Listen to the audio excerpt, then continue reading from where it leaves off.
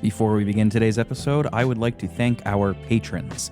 Major thank you to Dustin Miller, Dave Jackson, Ryan Yingling, Poppy the Keaton, Eric Guess, Chris Copleen, Charlie Young, Colby Moyer, Cody Dawson, Nikolai at Night, Chris from A Novel Console, Alex from Low 5 Gaming, Backlog Adam, JD, Adam from Revival and Extinction, Mike Gilmer, and Orden Wells.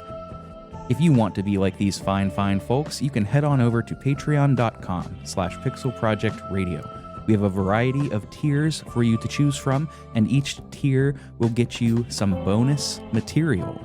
You can get our schedule in advance, bonus episodes, the ability to choose what we do for those bonus episodes, and more.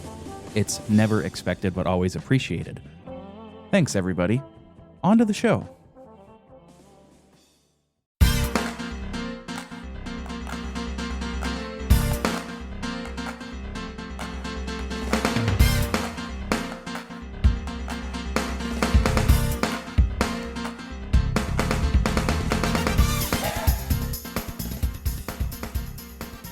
Welcome back to Pixel Project Radio, the video game discussions podcast where we do deep dives and analyze all of our favorite games and some of yours, too.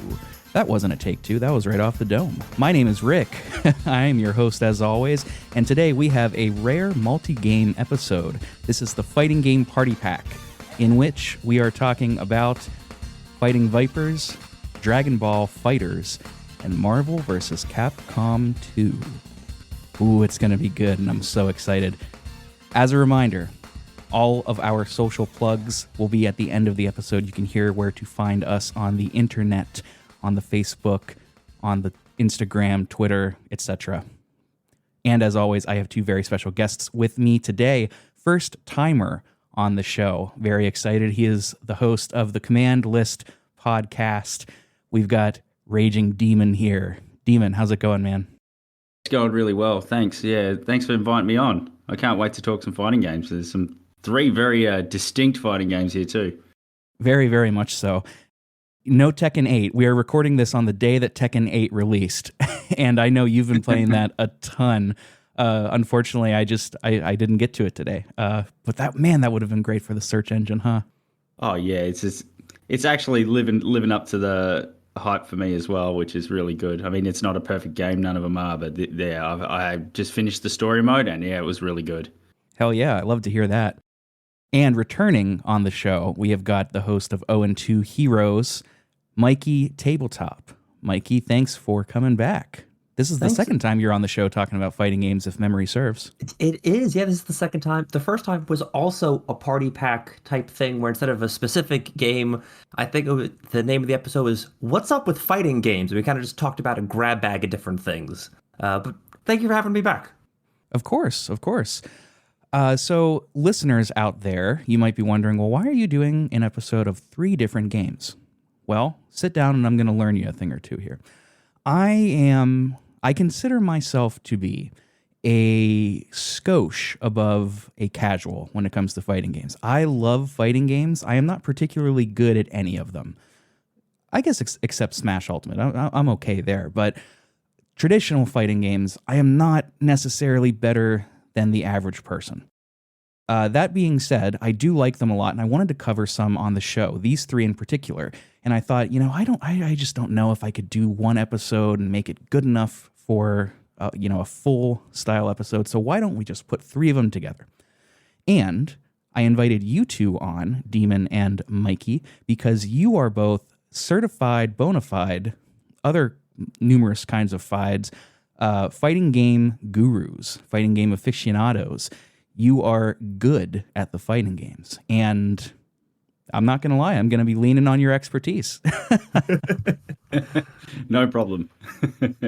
I have 2 quick remarks. One, you need on yourself short. I would like to remind our listeners that Rick won the podcast Smash tournament that I hosted. He came in first place. And also, I appreciate the hype up, but I literally named my podcast about how often I came in last place at fighting game tournaments. I don't know if I would consider myself an expert.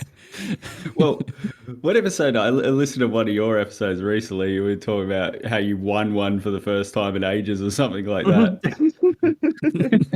Look, and I'm good at a few specific series, but I'm just okay at the rest, and just downright terrible at some of them. But I just love them so much. Mm-hmm. They are a lot of fun. And yeah, Mikey, I got to say, that's a pretty clever name for a show. I do like it. Yes, so today we are talking all about these 3 fighting games. Before we start, I thought we could just talk about our histories with fighting games a little bit, so listeners have a bit of a gauge as to where we're coming from. So Demon, you're new on the show, so I wanted to give you the floor first. How long have you been playing fighting games? What's your relationship with them? Well, it's been my favorite genre since I was basically a child, since I would have been 5 or 6 and first started playing games. And I started out in a Master System, so obviously there weren't that many, and they weren't very good. But once we got a Mega Drive, that's when I started to really play fighting games. I mean, I'd played them in the arcade. Street Fighter 2 was huge when I was born in '87, so Street Fighter 2 was massive when I was sort of 5, 6, 7 years old and starting to get into games and go, what are these things? And seeing my older brother play and that sort of stuff, and going to arcades when the arcades were still massive. But probably I really jumped on when the Mega Drive, when we got Street Fighter 2 on the Mega Drive and Mortal Kombat 2 and etc. And I've been playing fighting games ever since. I mean, I've bought consoles specifically for fighting games. So I got a PlayStation just to play Tekken. It's been my main genre for basically my entire life. So, and yeah, like I'm not particularly elite in any of them really. I mean, Tekken's probably my best game, but I just play them because I enjoy them. I don't know why, I just do. Yeah, so I've been playing them pretty much since the jump. Beautiful mentality to have too. Like no preoccupation about getting good. It's a beautiful genre and it's a lot of fun. And that's what it comes down to, man. You and I, Demon, were on an episode, was it of Keith's show, Main Quest? Yeah, Mortal Kombat 2. Yes, talking about Mortal Kombat 2, one of my favorite fighting games of all time. That was a lot of fun. And I think I said this on that episode, but I'll say it here again since you brought it up. There were no arcades where I lived when I was a kid, and I missed out. I never got to go to an arcade. I mean, I've played on arcade machines at like the roller rink, but never a proper arcade. I'm sad about it. Oh, it was such a good time. And obviously it would never come back the way it was. But, also, the games are extremely limited at the time too. So we're incredibly lucky now, especially with the fact that we can just play anyone, anywhere, pretty much whenever we want, Absolutely. And one follow-up question before we move to Mikey. No explanation. What is your favorite fighting game of all time? I go back and forth, I think, but I'd have to say CVS 2. Okay. Capcom versus SNK 2. Yeah, I think I have to go with that. I just, as much as Tekken's my favorite franchise and favorite series, that game, CVS 2 is just a epically good game. There's some janky artwork for some of the sprites and things like that, but it's just an amazing game. For its time to mash up those two competing franchises, Capcom and SNK, it was just, and it played well. It was such a great game. Absolutely. Good pick. Okay, Mikey, You've talked about this on the show before, but remind us about your history with fighting games. So I'm very happy to be on for this episode in particular because I was thinking about it, and one of the earliest fighting game memories I have was playing Marvel vs. Capcom 2 in the arcade. I think that might have been my introduction to fighting games. It was probably that and then Super Smash Bros. Melee in my friend's basement. Those are like the two big ones that like got me into the genre, and they were both like, I was lucky. Those are both two really great games to get into. But similar to what you said, I didn't necessarily grow up with arcades. The one arcade, you can't see me, but I'm doing air quotations, in my neighborhood was this really weird Italian restaurant where, like, in the front, it was like a sit-down Italian restaurant that like families would go to and like people would take dates to. And then in the back, there were just screaming kids with an arcade going on. And I don't understand how the two combined, what the thought process was, but it was like a legit Italian restaurant in the front, and then it had MVC2 in the back, and it had a Fatal Fury game. And those were the only two fighting game cabinets they had. and I would spend all of my quarters playing Marvel 2, and that's really what started my love for the genre. They are living the mantra, business in the front, party in the back. I Yes, love exactly. But they used to stuff arcade machines everywhere back in the day. They really did. Our rec center, the airport, our fish and chip shops, they used to stick them everywhere. Yeah. Anywhere they could fit a few machines, they would try. Yeah, I vaguely remember having one in our local Pizza Hut, I think. Mikey, what is your favorite fighting game of all time? Super Smash Bros. Melee for the Nintendo GameCube. Real easy, obvious choice. I'm assuming at this point, most of your listeners, maybe some of your listeners know who I am. But the biggest part of my, let's say, fighting game career didn't come from playing that game, but it came from organizing and running tournaments for that game. I was really like event organizer for years, and that was like the most hardcore I've ever taken a fighting game. So just yeah, Melee, no question. Hell yeah. Love to hear it. As for me, I think I've talked about this before, but some of my earliest games were fighting games. My first ever fighting game was Mortal Kombat 2 on the Game Boy, if you can believe that.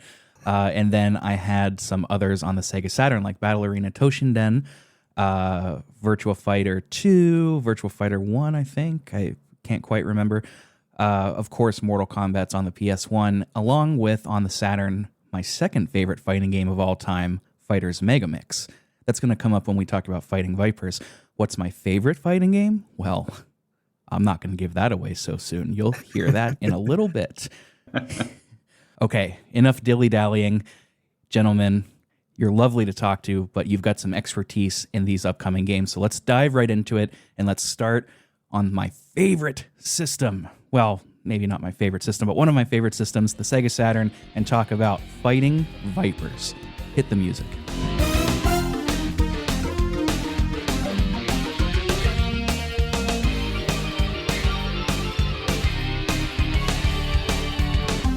Fighting Vipers, that's right. This was developed by Sega AM2. You surely know their work. They've done Outrun, Rent-A-Hero, Afterburner, Daytona USA, so many good games. And published, of course, by Sega. Producer on this game was Yu Suzuki. Designer was Hiroshi Takaoka. Composed by David Leitze. Leytze. Not sure if I'm saying that right. This was released for the arcade worldwide in November of 95, and it came to the Saturn in August of 96 for Japan, and just a little later in October of 96 for US and PAL territories. Later came to the PS3 on the PSN, and Xbox Live Arcade in 2012. I couldn't find a lot of background info about this game. It doesn't seem to be a lot out there, which isn't all that uncommon for this era. I ran into the same problem researching other Saturn games too. This game was, using the same engine as Virtua Fighter 2, a nearly identical arcade board, but with a little bit of an edge when it comes to processing power and speed. So, when did the two of you first play Fighting Vipers? Mikey, why don't you go first this time?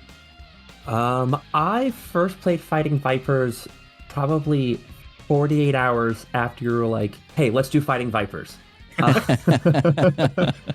I never played this game. I never played Fighters Megamix. I've never even played Sonic the Fighters. And longtime PPR listeners know I'm a big Sonic guy. I was on for the Sonic Frontiers episode. But yeah, I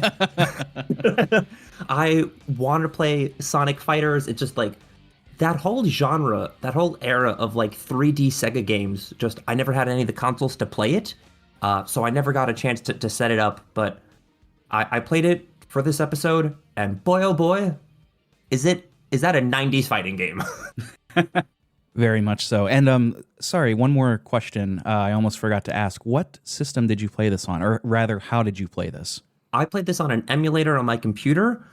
It was incredibly obnoxious to set up, trying to find like a Sega 2 arcade to do it. It turns out that was a simpler version than trying to get a Saturn emulator on my computer. But it took me a day, maybe a day and a half to set everything up. But once I finally did it, it ran great. Played in like full screen, just like 16:9 dimensions. No problem. I loved it. It was great. It just took a while to set up. I'm guessing the emulator was probably Yaba Sanshiro. Is that right? So that was the one for the Saturn, like the console version I could not get set up. I forget the name of the arcade emulator, but I think it was just called like Sega 2 arcade emulator. It was like a very basic name, and it came preloaded with like the 31 games that were like made on the Sega 2 arcade chip, and that was it. So it was like exclusively like just for that. Okay. Cool. It's going to be good to have your opinion because it's not going to be tainted. Tainted? Oh, that was a Freudian slip, by nostalgia.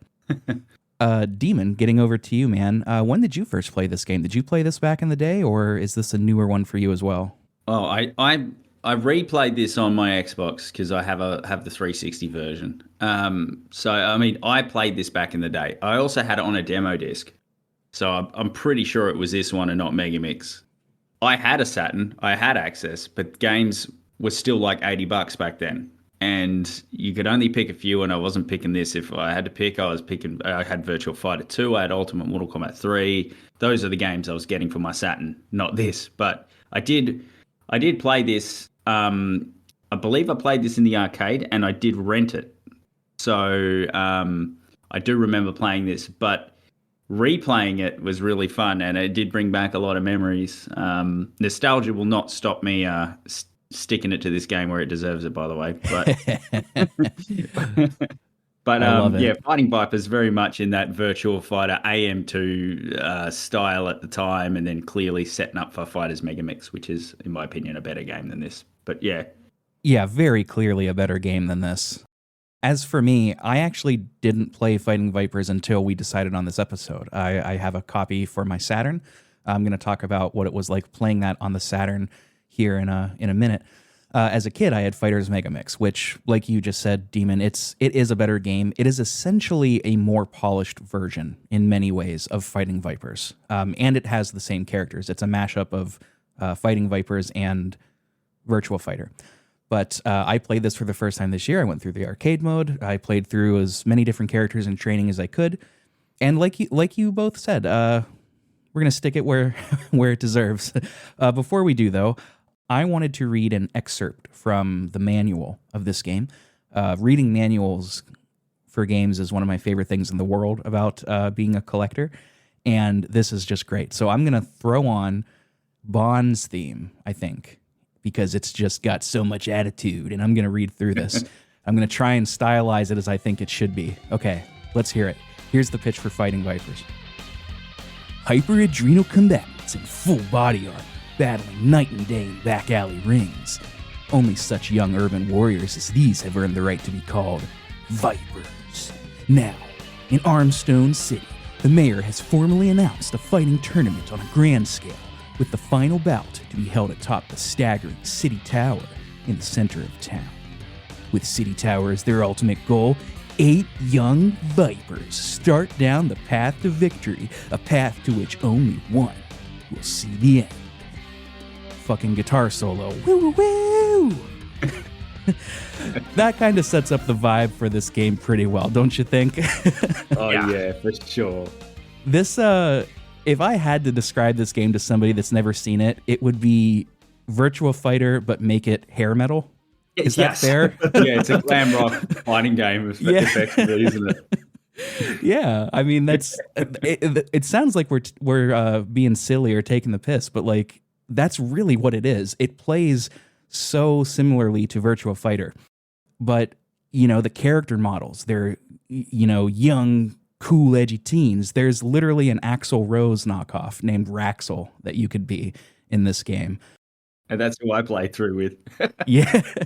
Everything is just, driving guitars and, in the classic Sega kind of way. It's full of attitude. And whether or not that makes the experience better, well, that might be up to taste, but it's so 90s. I think, Mikey, you said that, right? It's such a 90s ass fighting game. Yeah, and that wasn't necessarily about the gameplay or the control. When I said that, it's solely because there's a dude with a skateboard, a lady on rollerblades, and Axl Rose. It's just like it's just straight up the 90s in a fighting game. Hi, everybody. Rick here from the editing room, which is actually just my regular room. You're going to hear some audio inconsistencies in this episode due to the way it was recorded. We were recording locally in the Discord with a bot named Craig that records all, voice conversations in Discord when it is summoned, and it was not working so great. That is 100% on me. And moving forward, I will not be using Craig anymore. So I do apologize about that. You'll hear it a little bit in some of the audio, but I think I did a decent enough job at trimming it down so that it won't be too intrusive. It is there. I did want to get ahead and apologize about it and let you all know that I won't be using Craig anymore because he's failed me. Sorry, robots. Anyways, back to the fighting game discussion. Yeah, it really is. In terms of how this plays pretty similar to Virtua Fighter. You're going to be, your characters are 3D polygon models, but your fighting is mostly 2D. You're not going to be running around in circles like in some of the Dragon Ball games. You do have a sidestep that lets you sidestep to the left or the right, which kind of makes this 2.5D in terms of like the plane, but it's nothing crazy. The inputs are not going to be things like you would find in, let's say, Street Fighter. You're not going to be doing tons of half circles, quarter circles, things of that nature. It's much more similar, well, of course, to Virtua Fighter, but Tekken, if you're more of a modern fighting game player. And that being said, this game was significantly deeper in terms of the mechanics than I was expecting. Did you both notice that too, or am I a little off base here? Oh, I completely agree. I didn't remember there being so many mechanics. And it is basically Virtual Fighter, right? The specials and the moves are basically building on basic moves and combinations between the three buttons: the punch, kick, guard. Yeah, I didn't like the armor, for example, the interaction with the stage, that sort of bounce back, all that sort of stuff that I didn't really remember until I played it. I'm like, wow, this is ridiculous. But it's actually, they're trying some different things that aren't in Virtual Fighter and aren't in like Tekken yet either. So, and you're right, it's not full 3D. It still hasn't made that, you can do a false, a bit like in Virtual Fighter 2, how some of the characters had that sort of ability to sidestep, but every character can do it in this, and that is sort of like superficially 3D because of that. But yeah, I thought the mechanics in this game, like the armor getting damaged and falling off in some cases, if you guys know what I'm talking about, with one particular character. Yeah, it was a lot deeper than I remember, that's for sure. Mikey, what about you? Melee is a very technical, a very mechanical fighting game, and I know that's a little different from, platform fighter versus this kind of fighter. Did you find the mechanics here to be surprisingly deep as well? Oh, 100%. And I agree with what Demon said. It wasn't just like the controls that I found deep. Like the system, like the physics within the game, there's a lot you can do with like the environment or the way characters interact with one another, which is something that not a lot of fighting games nowadays have. So like in addition to having control complexity, or like you were saying, instead of a quarter circle or like a full circle back or something, it is a lot of Tekken-like movements where it's a combination of buttons, but also you have to deal with trying to manipulate your opponent's armor the best way that you can, which I thought added a lot of depth to it, because sometimes attacking the chest might be worth it, sometimes attacking the legs might be worth it based on how much armor they have. And I'm sure we'll talk about the mechanics, but I like that there was like an indicator telling you like, oh, you've damaged this area a lot. If you keep damaging it, it's going to break the armor. And I thought that added a layer of depth to the gameplay that isn't there in a lot of other fighting games. Yeah, absolutely. And you both kind of touched on this, so let's just jump right in and talk about the mechanics. Demon, I think you mentioned the button layout. It's largely kick, punch, and guard. Classic sort of Sega Virtua Fighter style commands, but that doesn't mean it's limited. As you know, people who know Virtua Fighter would know, like it basically leans into the button combinations and normals and that sort of thing, the way, and combos. But the button limitations aren't limitations, really. It's just simplicity for the sake of, why does it need to be complicated? Well, it doesn't, right? So, and Smash is a little bit like that too. It doesn't have to have, down, forward, quarter circle. It doesn't have to have that to have like nuance and complexity and that sort of thing. But I just love the idea of the targeting a certain part. You could kick them in the legs over and over and over and destroy their armor, and target that one area, and it does affect the gameplay. It affects how people react. So, and that's a mechanic you don't see really even now, So Yeah, absolutely. I like that you said, why make it complicated? You don't need to. To that end, this game doesn't have high punch, low punch, or high kick, low kick. It is, you've got one dedicated button to punch, one to kick, and one to guarding. You can't just hold back in this game like in a lot of fighting games, which I personally prefer. There is a dedicated button for that. There are also, since the Saturn has a 6-button layout and 2 shoulder buttons, there are buttons that will correspond to punch plus kick, punch plus guard, kick plus guard. Oh God, I'm already getting them screwed up. Yeah, and that comes in. That'll come into doing some more powerful attacks, grabs, and things of that nature. They also added a little bit of nuance to the move list by utilizing both quick presses and long presses, which is really important if you're trying to really learn a character in this game. Which, by the way, I made a serious effort to learn 2 characters, and I tell you what, man, some of those moves in the training list I could not tick off. I could not get it to say, yes, you did it correctly. Good job. It can be tough. I was the exact same way. I tried to play 2 characters. I liked Honey, because Honey the cat is in Sonic the Fighters, and she's based off of Honey in this game. And I played, I think his name was Picky. Was he the skateboard kid? Yes, sir. Yes. Yeah, I liked Picky just because he seemed cool. I don't know, he probably like skates around and like listens to Black Flag or something. I'm like, I like this kid. But again, it was tough to master them because this type of fighting game is not really like my specific genre of fighting games. I like platform fighters, but besides that, I like more traditional, like Street Fighter-esque, like 2D quarter circle games. So I have like the move list pulled up right here for him right now, and it's massive. And like I was thinking, no wonder I couldn't master this. There's just so much going on, and there's not just like a standing punch or like a sweeping kick. On strategywiki.org, and it's broken down into normal moves, jump attacks, grabs, pounce attacks, turning attacks, running attacks. There's just so many different moves you could do. I felt it was tough for me to master it because I only had a few weeks to get ready for this podcast. But if you've been playing this since it came out, I think the amount of depth there is so cool because it gives you so much time to practice and master this game. It's not easy to pick up, or it's easy to pick up, but it's difficult to achieve that high level, and it gives you something to strive for, which I appreciate.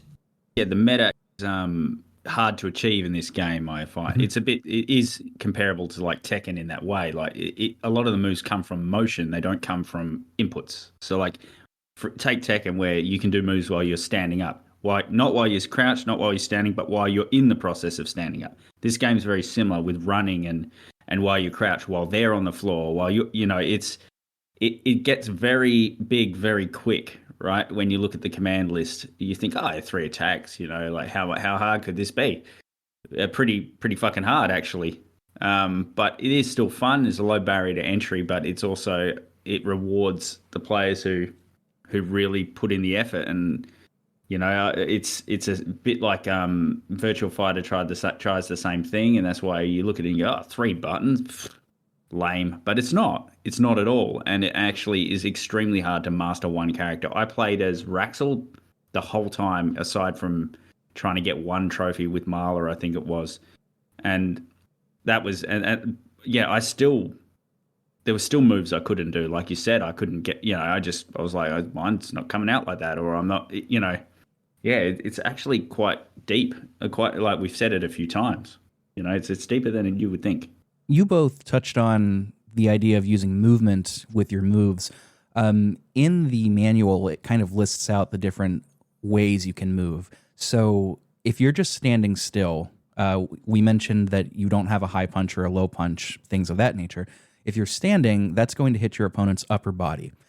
This is important because of the armor, which we'll talk about in a moment here. Depending on what directions you push, like forward, backwards, up, down, you can also hit the middle and the low areas of the body too. In addition to that, like I forget which one of you mentioned it, you can also pounce onto your opponent. Literally jump in the air while they're on the ground to stomp them. Select characters like Jane, Picky, Mahler, and Candy, aka Honey. They can also climb the wall and jump off of the wall. There's counters, there's running, there's turning, there's get-up attacks. There's a lot here.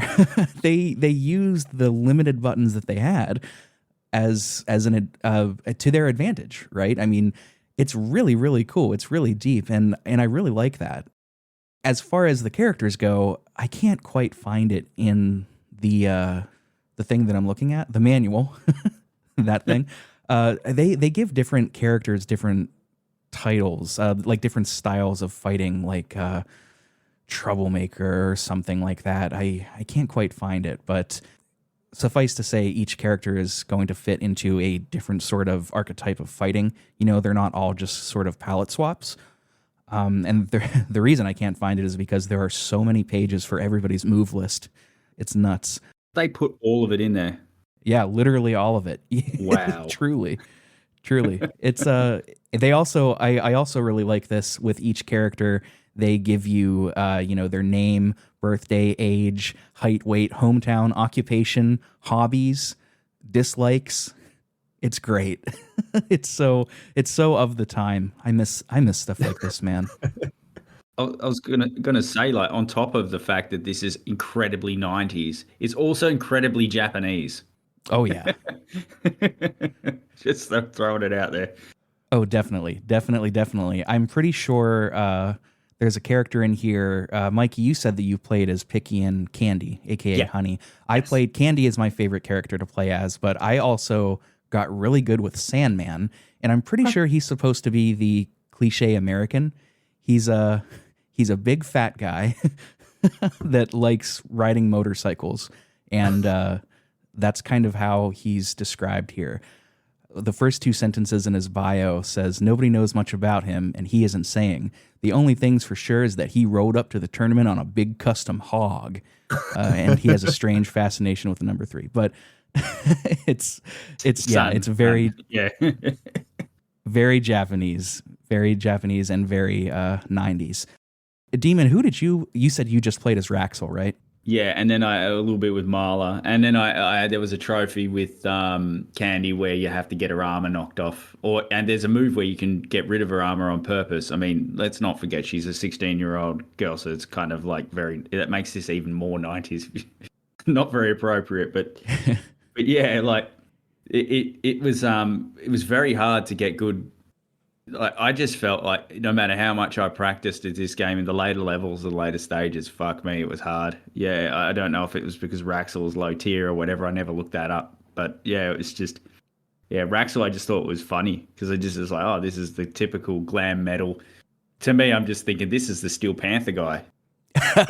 You know, it is straight up, dude. It really looks like that. His band name in the manual is Death Crunch. It says he's the guitarist and singer for Death Crunch. Ridiculous.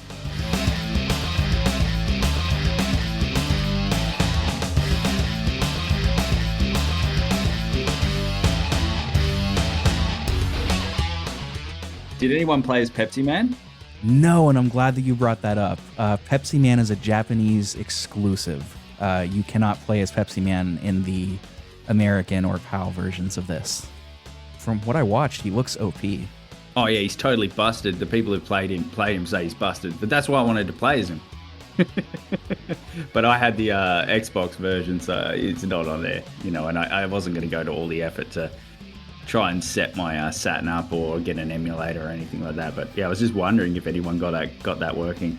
Mikey, I don't suppose you did since you emulated this. No, and you know what? You're not the first person to bring that up. I feel bad. I don't remember their name, but I was in your server and I mentioned I was playing Fighting Vipers, over the weekend, and someone said you should play as Pepsi Man because you're doing the emulator, and I had such a hard time setting up the emulator to begin with. I did not go out of my way to try and find a Japanese ROM to set it up and mess with the settings. I just decided to stick with what I had.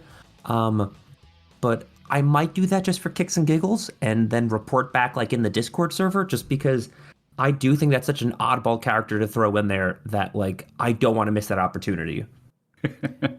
It looks really cool. Like I really wish I could have played as him. Like you said, Demon, he's totally busted, it seems. But yeah, I don't have a Japanese Saturn or an ODE. So no dice there. You both mentioned the armor, and I think that's something cool that we could talk about here. Each character is going to have armor, and it's signified by an armor gauge. Beside your health, you're going to have a silhouette of a person, and it's divided into two, upper body and lower body. And as you get hit consistently across, let's say, the upper body, you might see the color turn from green to yellow, and then turn from yellow to a blinking red. And if you keep getting hit by strong moves, like counters or using punch plus kick together to do strong moves, that armor is going to break off. And in true over-the-top 90s hair metal, glam metal fashion, when you destroy somebody's armor or get your armor destroyed, it is played back 3 times across different camera angles. It's so over the top. I love it. But what's cool, though, is whenever you lose your armor, not only does your character lose a piece of their clothing, it could just be the armor if you're Raxel or Sandman, or it could be their entire top if you're a woman. But it also lowers your defense. So there's actual strategy built into this. You don't want your armor getting busted. You want to avoid that. Which why obviously I understand, but I was like, why does Honey have that move? Why does Candy have that move where she deliberately gets rid of her armor when it is an actual disadvantage? You know why. We do know why. But yeah, you're right. And you do have to be careful, like, that you don't lose your armor, because you'll die very quickly in this game, even with armor. So, yeah, that's true. And that goes back to what you were saying too, Demon. The AI in this game gets really tough in some of the later stages. Yeah. Like to the point where I don't want to say it was cheap, but I really, really struggled to get through some of the final fights here. And I believe it was like in the group chat we had, you were like, it's easy sailing up until level 4. After that, it gets tough. And I'm breezing through like 3, 4. I'm like, this is fun. I don't know what he's talking about. And then as soon as I hit level 5, the CPU just like leveled up. And I'm like, oh, he was right. This is like tough halfway through the game now. Because I was wondering if you guys got through the game, because like I got to level 4, no sweat, and then like I said, I brought it up in the Discord server. I was like, it just goes, no matter what difficulty you put it on. Once you hit it about level 4 or 5, you're basically fucked. That it becomes a real grind, and I felt like the final sort of stage was basically luck almost. Just kept fighting till I couldn't find a good way to cheese the boss or the later levels either. Yeah. The boss in this game his name is BM, which is a strange choice of name, but he is a dude that's wearing King Cobra armor. You can't play as him in Vipers, I don't think, but you can play as him in Fighters Megamix, which is super cool. I did not forget about the community forum, everybody. We got a lot of responses, which I think is super cool because I posted this very last minute. But for Fighting Vipers, we only got one, and it was from Chris Copleen of the Retro Hangover podcast. I know he likes this game a lot, so I was excited that he saw my call for this. Here's what Chris has to say. How appropriate the acronym is inverse of its more popular older brother, Virtua Fighter. While this game has all the trappings and technical applications of Virtua Fighter, the addition of armor and a faster, lighter-feeling gameplay style makes Fighting Vipers one of the most accessible and fun early 3D fighters. This was also the first fighting game I ever introduced my youngest son to when he started getting into games about 10 years ago. We'd play this together a lot, and I have a lot of good memories with this. As such, it probably ranks far higher on my personal list of fighters than it should. That's really sweet, man. Mm-hmm. And he's not wrong either. It is a very fast, fun game. And it's I'm I'm glad he's got his young fella playing it too. I can't get my kids to play fighting games. Yeah, I don't have children of my own, but that's super sweet. That's the only community correspondence we've got for Fighting Vipers. Stay tuned. We've got some more coming. It's a little one-sided with one of the games, but I'm sure we'll get there. The only other note I have about this is I was shocked at the performance on Saturn. I played this on original hardware on my CRT, and it drops frames and like a lot, like quite a bit. I was really shocked because Fighter's Megamix runs quite well, actually, but this struggled, and that was shocking to me. I forgot that you used to experience that on original hardware, and there was just nothing you could do about it unless you re-released the game, you know? Yeah, I can't remember how well this played on this. Like, obviously you just did, so yeah, I don't know what the frame rates and stuff on some of these games are anymore, because I usually play these Saturn games on my Xbox, remastered versions or, re-released arcade ports rather than the Saturn ports. So I didn't notice stuff like that. It looked like a game from its time, obviously, but yeah, I didn't notice that so much. I don't think I had any frame drops playing the arcade version, but a lot of times these fighting games were like designed for arcades, and then when they were ported, there were like porting issues. So like the ports are normally, I don't necessarily want to say an inferior version because that seems unfair, but they were like designed for the arcade, so there's normally less bugs on that system. So I didn't have any issues emulating it. Yeah, for sure. I wish I could play this on the arcade. Speaking of arcades, if you are a fan of the Yakuza series or its spin-offs Judgment and Lost Judgment, you can play these games, and actually a lot of Sega games in those games, in the in-world arcades. I played Fighting Vipers in Lost Judgment just to see how it felt.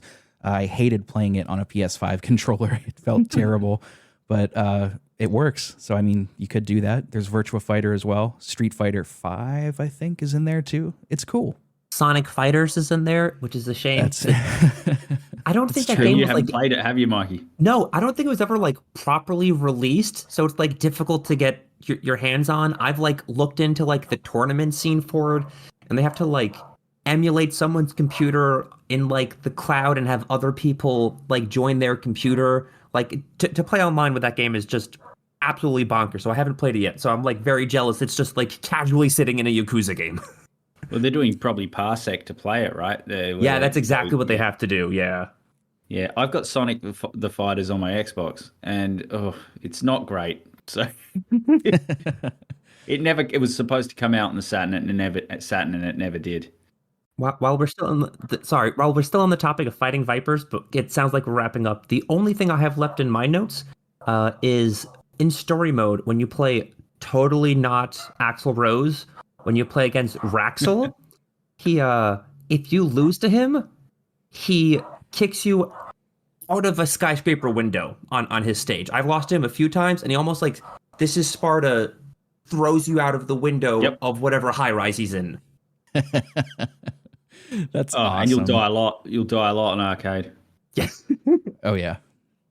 Well, fellas, we've got some more ground to cover, but as far as Fighting Vipers goes, would you recommend it to people who haven't played it before? Yes, tentatively. Tentatively? Okay, do you want to give any caveats? I'll elaborate. I think, you want to probably play against someone too, because with the games of this time, when the AI was kind of a bit too brutal at the later level, you kind of want to... It's fun to play against people, this game. Just like we talked about when we talked about Mortal Kombat 2 on Keith's podcast. It's better. This is human v human, this game. That's how you can enjoy this the most, because it has got a lot of things going for it. But the AI is not one of them. Mikey, how about you? I'm going to go ahead and echo that sentiment, but I'm going to expand it a little bit. I think player versus player is the best way to play any fighting game. I get bored playing against the computer. I get frustrated playing against the computer. I don't think it's fun. So given the opportunity, I will always suggest playing with someone, preferably like couch co-op. Like if they're next to you, I think that's the best way. Like just pick this up and play with friends. But as far as recommending it, I would also recommend it with the caveat, I would recommend it if you're into that type of fighting game. Like if someone came to me and was like, "Hey, Mikey, I'm really into Blaze Blue. Would I like this game?" Probably not. But if they came to me and said, "Hey, I'm into Virtua Fighter," or like I'm into Tekken, or I'm into like the early 3D like fighting games of the 90s, definitely. But as someone who I mentioned who prefers like traditional 2D fighting games, like a Street Fighter or a Guilty Gear, this wasn't entirely up my alley. So if that's your vibe, I would steer you clear of that. Yeah, well said, both of you. I agree with you both wholeheartedly, especially on playing PvP with people. But, that's not always possible, especially these days. But yes, a qualified recommendation, so long as you're into this style, I think it's worth playing. If for no other reason to kind of learn about the genre and where we've come from, 100%. Yeah, cool stuff, fellas. Cool stuff. Well, let's take a step forward in history. You mentioned Blaze Blue, and we've got a game that's somewhat similar in style, more similar to that than Fighting Vipers, at least, with the most recent release on this list, Dragonball Fighters. Or is it Dragon Ball Z Fighters? I don't know. It doesn't matter. Fighters. Roll the Yeah, Fighters Z. That pesky Z. Roll the music.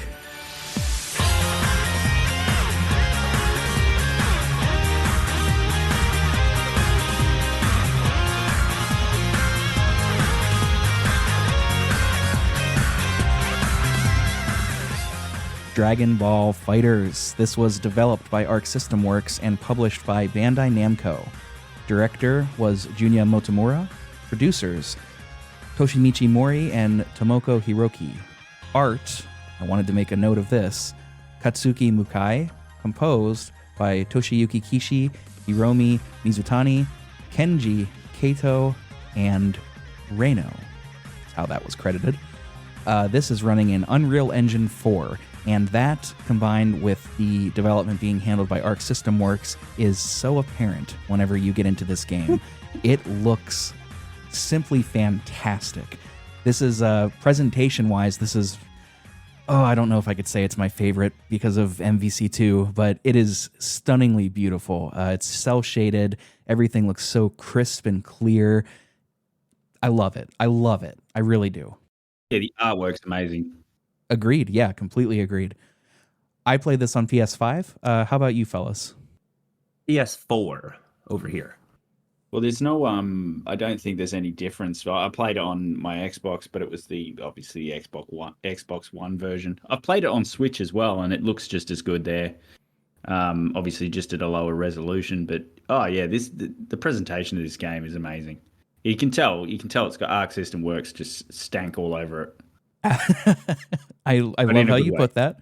Yeah, absolutely. Stank is a good thing, man. Like you're listening to some like good jazz music. You're like, you make the stank face. It's beautiful. It's the highest compliment. Speaking of Arc System Works, I did consider putting a Guilty Gear game into this rotation, but I think that's the kind of game that would deserve its own episode. Then again, you could argue that MVC2 does as well, but I am but a flawed human being. I make mistakes. So what are you going to do? Write me hate mail, I guess. This was released, as you fellows said, on the PS4 and Xbox One and PC in January of 2018. It later came to the Switch that year in September and came to modern consoles in November of 2020. It does have a separate release, actually. Sorry, it does, to interrupt. It does have a separate release for Series X and PS5.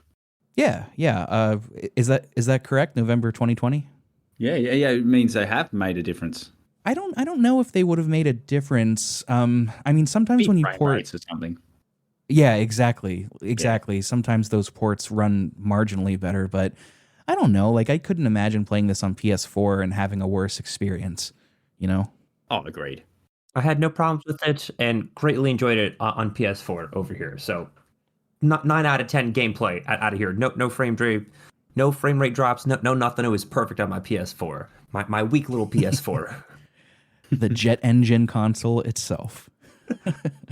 Love you, Sony. This game, if you're a fan of the Budokai series, which I am, big time, this game is completely different. The Budokai series kind of started as a 2D, sort of, it's 3D polygons, but a 2D field, and then quickly progressed into more of I don't want to call it open area, but you're doing more than just moving forward and back and quick stepping. You're flying, you're darting around, things of that nature. This goes back to the roots a bit. It is much more similar to MVC2, for example, or any of the Guilty Gear games. It is a traditional fighter in that respect. It got compared actually a lot to MVC2 because of its 3v3 fighting system and just kind of how assists and super moves worked. But the producer of the game, I believe it was the producer, Tomoko Hiroki. I could be wrong. But they said, that's a great series, but any imitation is just purely by chance. We weren't trying to rip anybody off. And I believe it. I believe it. I don't think it's similar to MVC2 in any other way, truthfully. But just to get yes. Sorry. I was going to say, I have some notes here comparing this, not to MVC2, but to Marvel vs. Capcom Infinite, the most recent Marvel game to come out. They came out with like 3 months apart from each other. Do you want to talk about this now, or should I save it for the Marvel 2 section? I misspoke. It was Infinite. You are right. I forgot about that narrow release window. But yeah, I mean, if you've got notes on it, let's talk about it right now.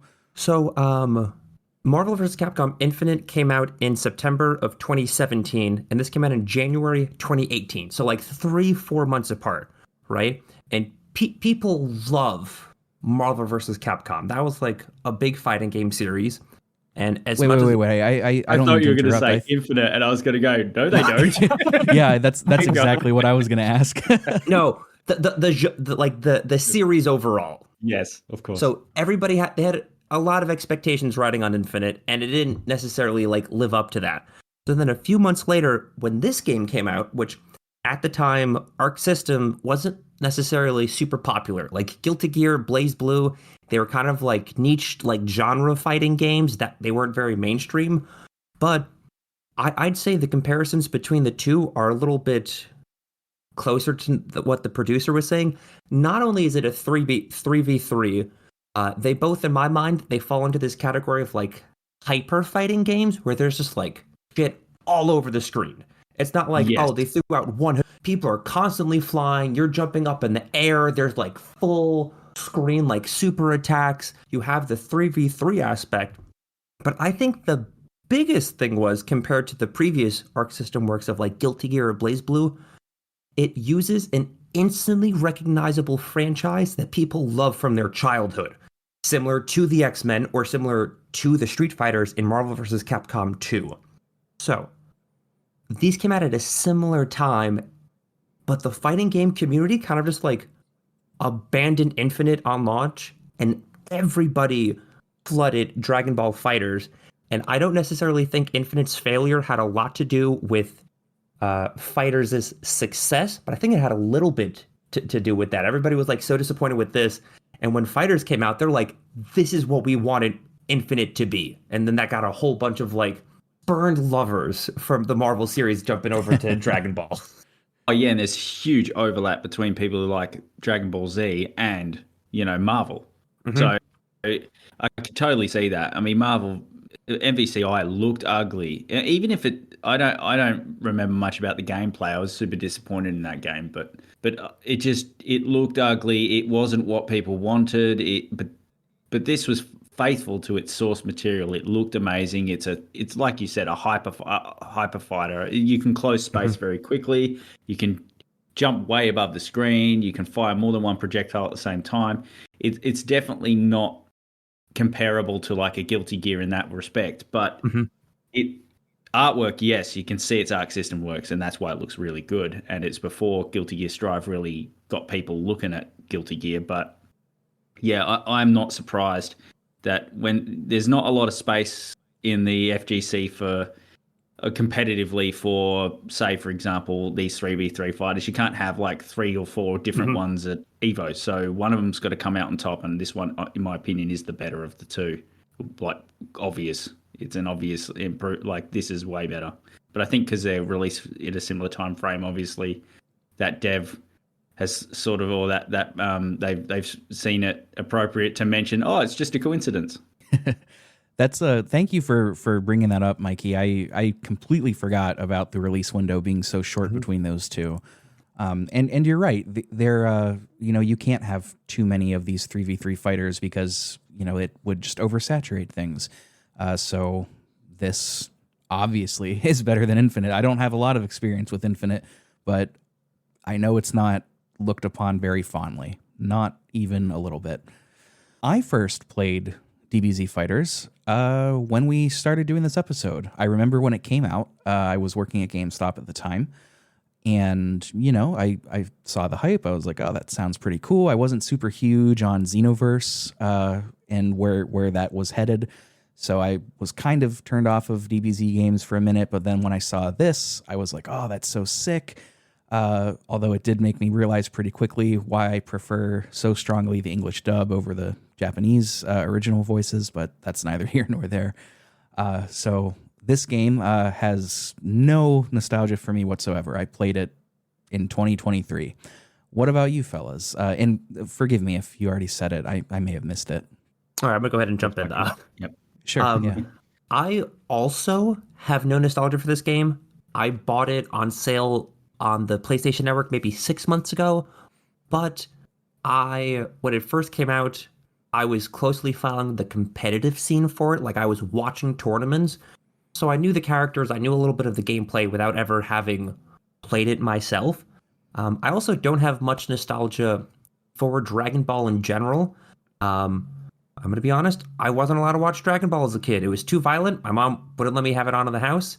And then I tried to get into it in college, and I turned it off at episode 9. I could not do it. So I didn't grow up with Dragon Ball. So the fact that these characters, I could finally play as them, it wasn't an appeal for me, but I still liked the fun aspect, the flashy gameplay. Like, overall, it's a great gaming experience, even if I didn't have a prior connection to the series. Sure. Okay. R.I.P. I didn't know that you didn't like Dragon Ball. Man. Yeah. Interesting. We'll have to talk about that off mic. Yeah, we'll talk later. Demon, what about you, man? When did you first play this game? I played this I got it on sale on my Switch probably 3 or 4 years ago.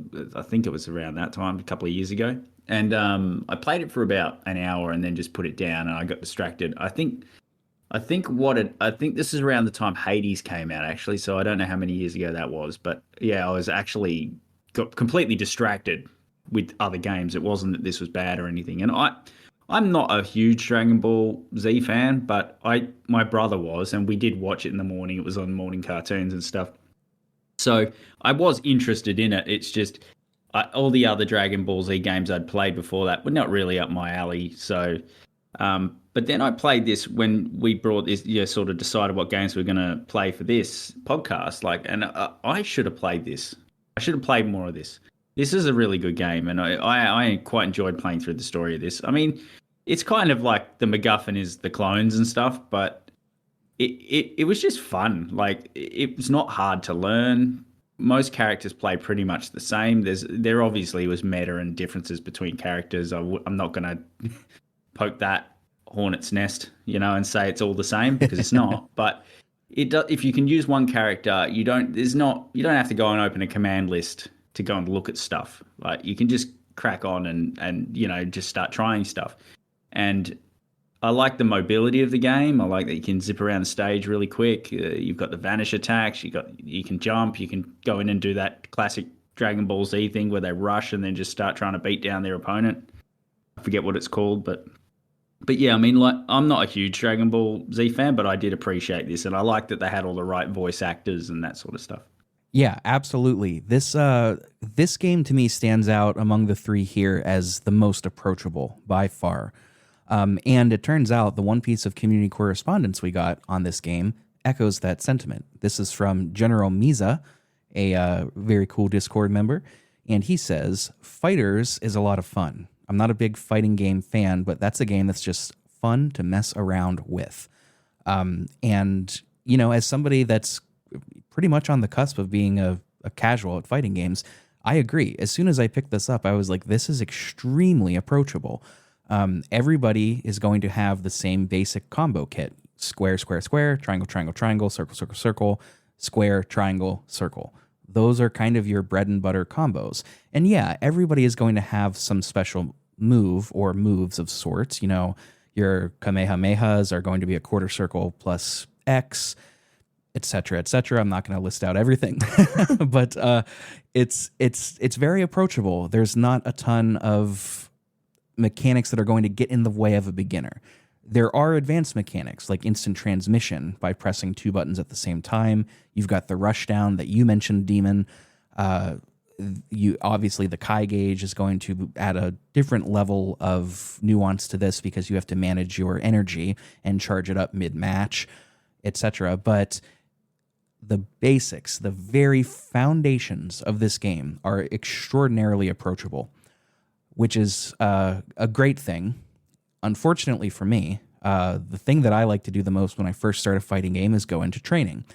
So I went through and did the game's battle tutorial. It teaches you how to do everything. And I was like, cool. I got through everything. It took about an hour, maybe a little more. It's like, great. I know how to play this game now.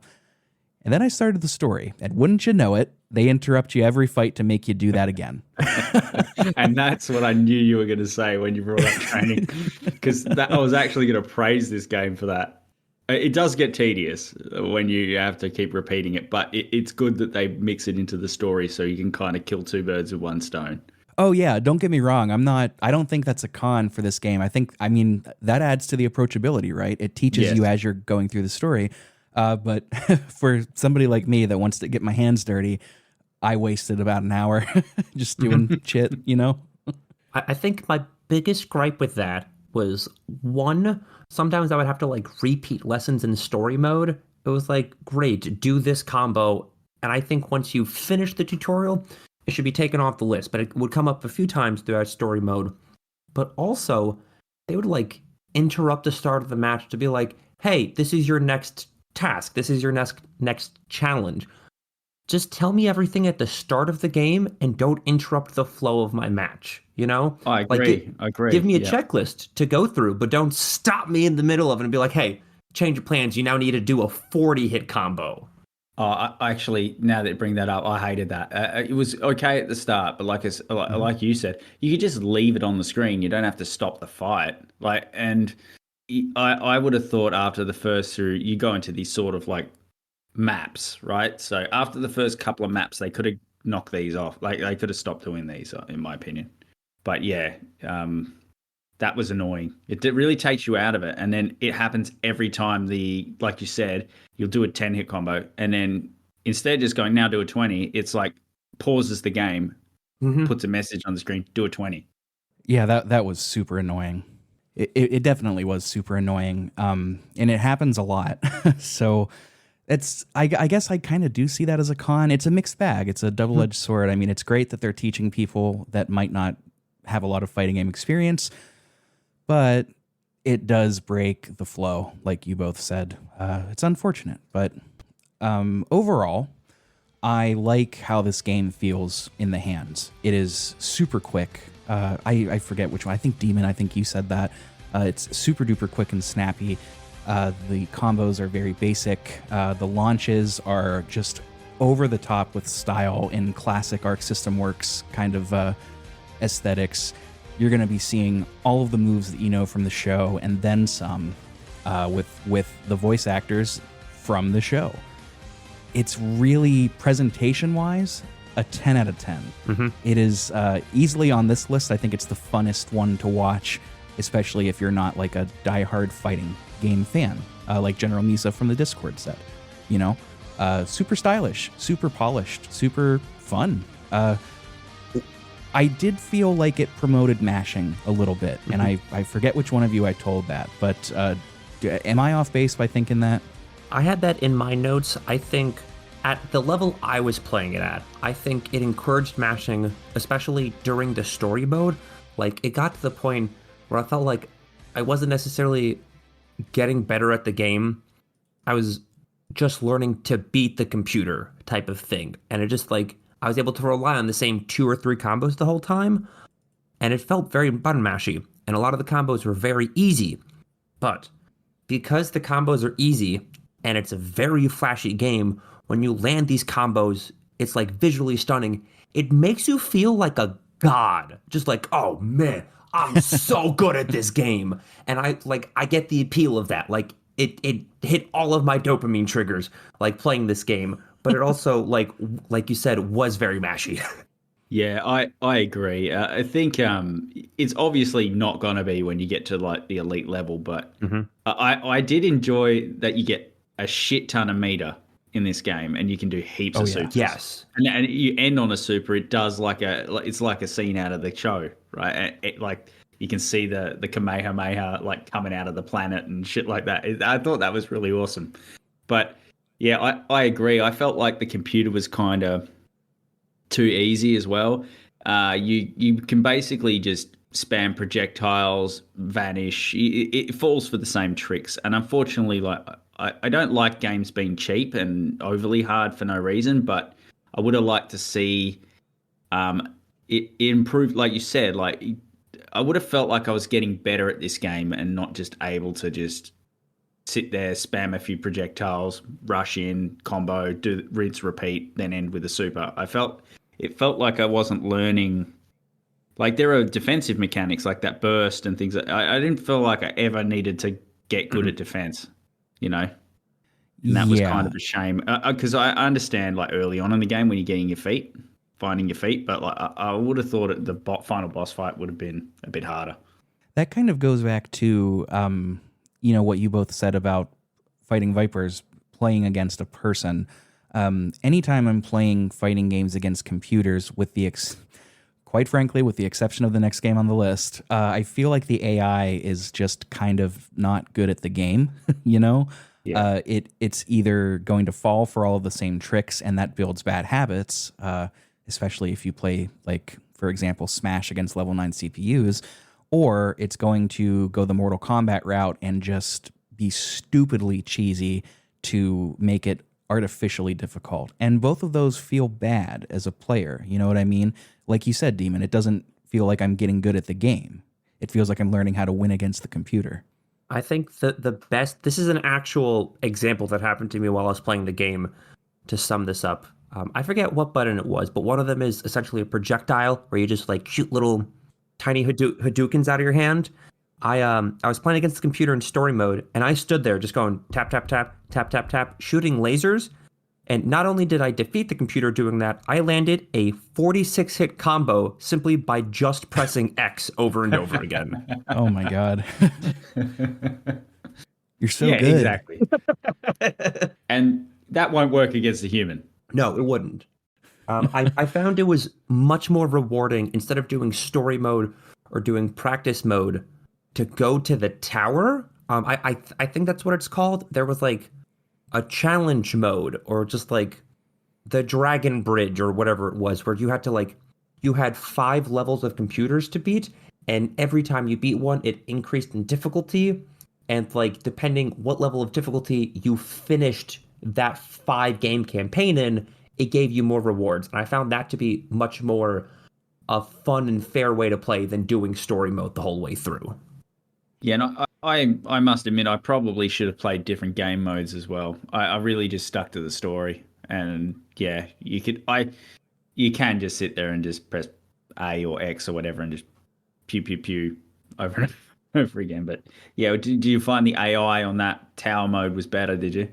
Yeah, so you could pick either a 3, a 5, or a 7 level challenge mode to go to. And I think it gives you, like, argument's sake, like 2 or 3 continues. And if you can beat all 7 without continuing, you get like the best prize. If you make it to round 5 and you lose, it drops you a little bit, but you can still continue, and it gives you still good prizes, but not as good. And because that specifically tailors the level to your skill level when you're playing, because there's argument's sake like 9 deaths you can take based on how good you are, I thought that was a much more fair way of playing. Like, I try to do the hardest one because I'm like crushing these CPUs in story mode, and they very quickly defeated me, but I was able to find like the medium path was a good level for me to play with. Oh, nice. And that's another Arc-sys sort of strategy when you think about it. The story mode or arcade mode in Guilty Gear Strive, for example, is if you lose, it puts you on an easier path and so on. So like it corrects and this is something modern fighting games are starting to do. They adapt to your skill level to be just like 10% better, Yeah, so you exactly. can improve. Yeah. That's interesting. I didn't try out that tower mode. I like Demon. I kind of just stuck to the story, to be quite honest. And we've mentioned it a few times. So the story kind of, frankly, it exists just to be there. It's not a particularly interesting or good story. It's clones have taken over. There are clones of everybody. Where have I heard that premise before? How about every fighting game ever? I'm pretty sure Mortal Kombat did that exact same thing a few years ago. Oh, and tournament fighters as well. Yeah. Yeah. It's fine. The voice acting is good. It's like we said, it's the original voice actors mostly, I'm pretty sure, which is pretty cool. It's not quite fan servicey, but characters will be there and say things to kind of nudge the player into thinking like, oh, I remember that from the show. You know what I mean?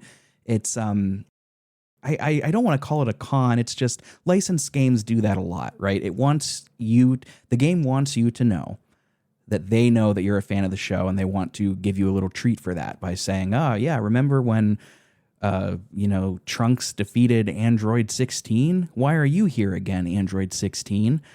And things of that nature. It's fine, but it's definitely not the draw of this game for me, I don't think. Oh, speaking of the story mode, though, and the other modes, this game doesn't have like a traditional menu. It takes place in like a little hub, hub. You walk around as a little chibi guy moving at like 15 frames a second, while everything else around you is 60, which I really like the look of.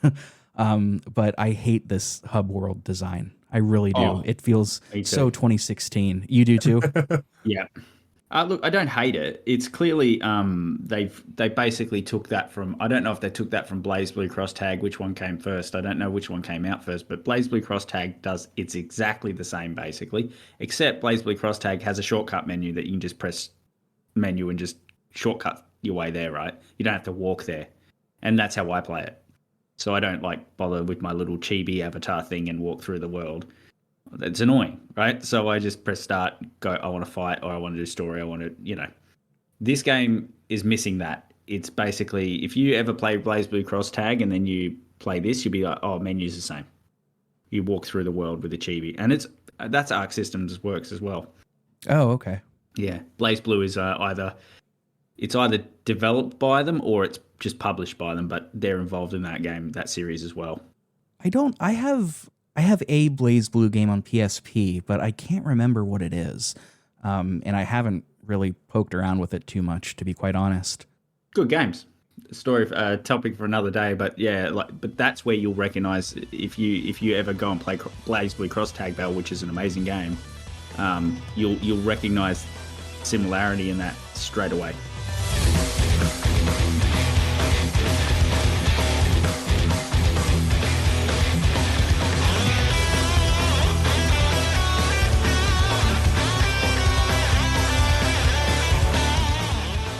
Speaking of Arc System Works, though, this isn't their first rodeo with the Dragon Ball franchise. They also did Supersonic Warriors and Extreme Butoden, so they are familiar with this IP somewhat.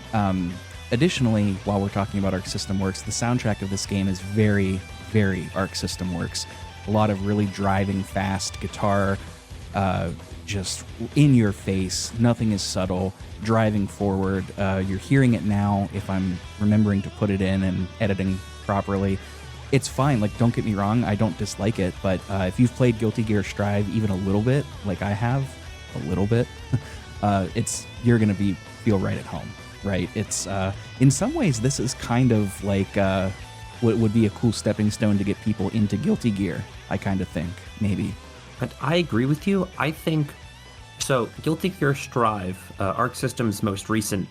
Okay, after Dragon Ball Fighters, it was their next most recent game, and I think the success of Guilty Gear Strive owes a lot of itself to Dragonball Fighters. I think Dragonball Fighters does a good job of distilling this hyper-aggressive anime fighting aesthetic and making it accessible to a more mainstream audience who might not be into fighting games or into technical Guilty Gear games, but like Dragon Ball. And after playing it, because they did such a good job, they're like, oh, what's the next Arc System game? Oh, it's another anime fighter by the same team, but it's their own characters? Cool. Because Guilty Gear Strive came out a few years later, and it's the best-selling Arc System game they've ever had or something like that, or the best-selling Guilty Gear game. I don't know. It sold better than Dragon Ball, but like you said, I think this is a great stepping stone for people to get into like that Arc System's vibe of work. And I believe they've leveraged the same sort of strategy that, say, Marvel versus Capcom did. They were basically like, it got a lot of people in purely because it had like the X-Men and stuff in it and Spider-Man and that. Whereas with this game, it recognizes that that's what it's doing, and it's actually made it more accessible gameplay-wise. Because when we talk about MVC2 next, that's actually something that they don't simplify that game and make it more accessible, really. But this game, they do, and I agree. I think that's led to helped with the success of Guilty Gear, because Guilty Gear has always been a good game, but it hasn't been a popular game until recently. Now, I mean, most people, even some fighting game fans, wouldn't really be that familiar with it until recently. So. And Strive is, I think it is their most successful game in terms of sales. You know, this game, I don't know if it sold more. I'm pretty sure Strive sold more. Maybe because it wasn't multi-plat straight away, but yeah, it's I'm not entirely sure on the sales numbers. This has been out a lot longer too, but yeah, it's clearly helped them, because you can't do this without having a big IP. Most definitely. I forgot to check the sales numbers as well. That's on me. But I mean, being a Dragon Ball game, I cannot imagine that it was anywhere close to a failure. I'm sure it sold gangbusters. I've got to be honest, fellas, I don't have a lot more to say about this game. It's good. I really like it. It looks fantastic. It's a great starter fighting game. And to that end, I would recommend it to anybody. More than any game on this list, I think this is the best one to get into the genre with. Is it perfect? Definitely not, but it is approachable, and it is polished, and it is fun, most importantly. So, qualified recommendation from me. Play it if you want to, or don't, I guess, which is every recommendation. But what about you, fellas? Would you recommend this to folks as well? Yes, I will most definitely recommend this to people. I think, like you said, it's very approachable, and a lot of people grew up with Dragon Ball, so it already has that appeal of this is a franchise you're familiar with, so you can go in and you'll be like, great, I'm excited to play as Vegeta type of thing, and that's instantly more approachable than like, I've never played Street Fighter. Do I give a shit who Blanca is? I think the fact that people know these characters, and it's also like there's depth to it, but it's not nearly as complicated control scheme wise as even Fighting Vipers that we were talking about earlier. There's like essentially a heavy, medium, and light punch system, and then like a projectile button. It's easy to jump into, but then it has like a low skill floor but a high skill ceiling, and I think that's exactly what's needed for an entry-level fighting game. You can get in, start having fun, but then you can play the game for years and still not master it. There's still room to grow, and I think that's the ideal compromise there. Well said, man. Demon, do you echo any of that? Oh, 100%. Yeah, I'd recommend it to anyone, even like a hardcore fighting game person. Like what I feel it also. It's a great training wheels fighter, but like to say that about it is kind of not fair either, because when you watch the Evo like tournament scene of this, like it's pretty epic to see what the pros can do with this, right? So, and these are people who can play other fighting games to a very high level as well. So it's not like it's, I commend them also on trying to teach the Guilty Gear style button layout to people with this game as well, because that's effectively what they've got. They've got a heavy, medium, hard, and then they've got like a button for like well, in Guilty Gear it will be like a burst or it would be like a launcher, but in this game it's a projectile, right? So it's a special button, and you'll see that in Blaze Blue, Cross Tag. You'll see that in Under Night and Birth. You'll see that in lots of these anime fighters. So I feel like they've used it very expertly, made this game accessible to people, while also building a good foundation if people do want to go and play some of these other games, so they're not completely lost, because they've leveraged the IP so expertly, like it's been pointed out by both of you. It's, you know, I don't. Who the hell is like Soul Bad Guy? You know what I mean? Like that's what a lot of people are going to say, but they're not going to say that about Goku or Vegeta. You know, so yeah, I'm just repeating basically the same stuff you guys have already said. I'd recommend this to any fighting game fan and non-fighting game fans too. It's a great way for casuals to sort of get in and be able to play and actually get somewhere without getting curb stomped immediately. Yeah, well said. I with apologies to this particular person, there is another community correspondence for this game from new Discord member Soha. If all goes according to plan, you'll all hear them on the show pretty soon. Sorry, Soha, I almost forgot. But here's what they say about DBZ Fighters. My thoughts on DBZ Fighters comes from someone that hasn't played the game, but goddamn, half the cast is Goku, and a BO3 takes forever to go on after Lab Coat 21. I swear I participated in an offline tournament where the 41 participant DBZ Fighters tournament took more time to finish than the 100 plus Blaze Blue one. Why is the game like this? I'll tell you why the game's like this, because that's Dragon Ball, baby. Goku is going to have infinite forms for as long as there is a new monster of the week. He's going to get another one, and they've all got to be in the game because the fans demand it. And it's 3v3 too. Yeah, well, yes. Yeah, that is one thing. For as stylish as this game is, I noticed when you defeat the enemy, it is not a snappy switch like in Marvel vs. Capcom. There is a whole animation that plays out every single time of the other character flying in, hitting forearms with your character, bouncing back, and then we're back to the fight. It does drag out the time a bit, you know? It's stylish, but at what cost? Yeah, I can see that being tedious. Like, yeah, but it's cool though. And I completely didn't even think to bring it up because, like, I was like, this is cool. It's epic. It's like a Dragon Ball Z epic. You're right. I mean, it wouldn't be Dragon Ball Z if you couldn't skip an episode and still know what's going on. You know what I mean? Like, that's what it's like. So, yeah. Absolutely. Ooh, boy. So thank you, Soha, and sorry for almost forgetting about you. But cool way to end off this segment. Oh, did you hear that? It sounds like it's time to move on to the final game in this episode, and my favorite fighting game of all time. Here it is, man. Marvel vs. Capcom 2. Let's hear it. Ready?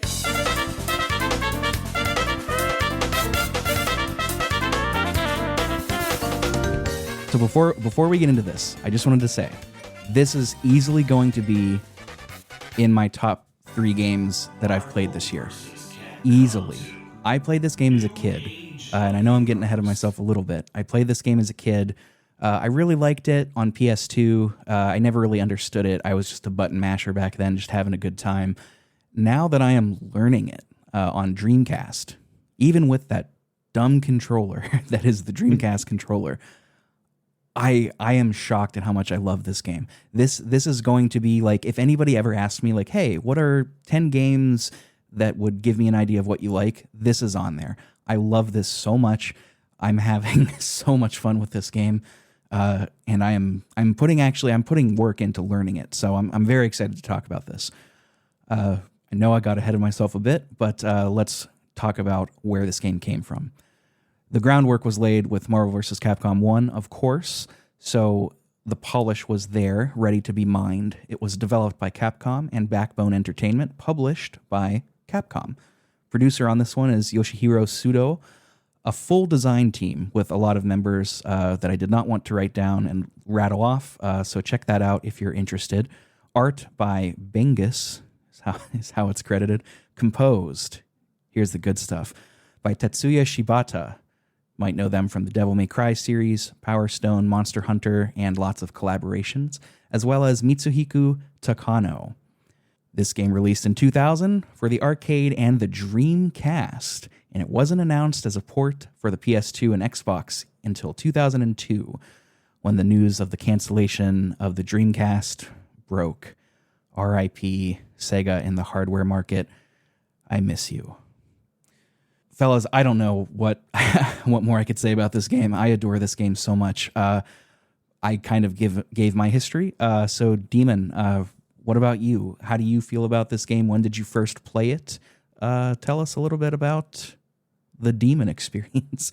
I don't know, man.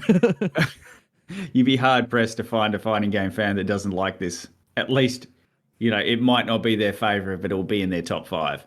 This game's great. I first encountered this in the arcade. Now, I never played MVC2 on a home console until I got it for my PS3. I emulated it for a while when I figured all that stuff out on my PC. But I had played MVC1 on PlayStation, and it was not good, but I believe it was MVC.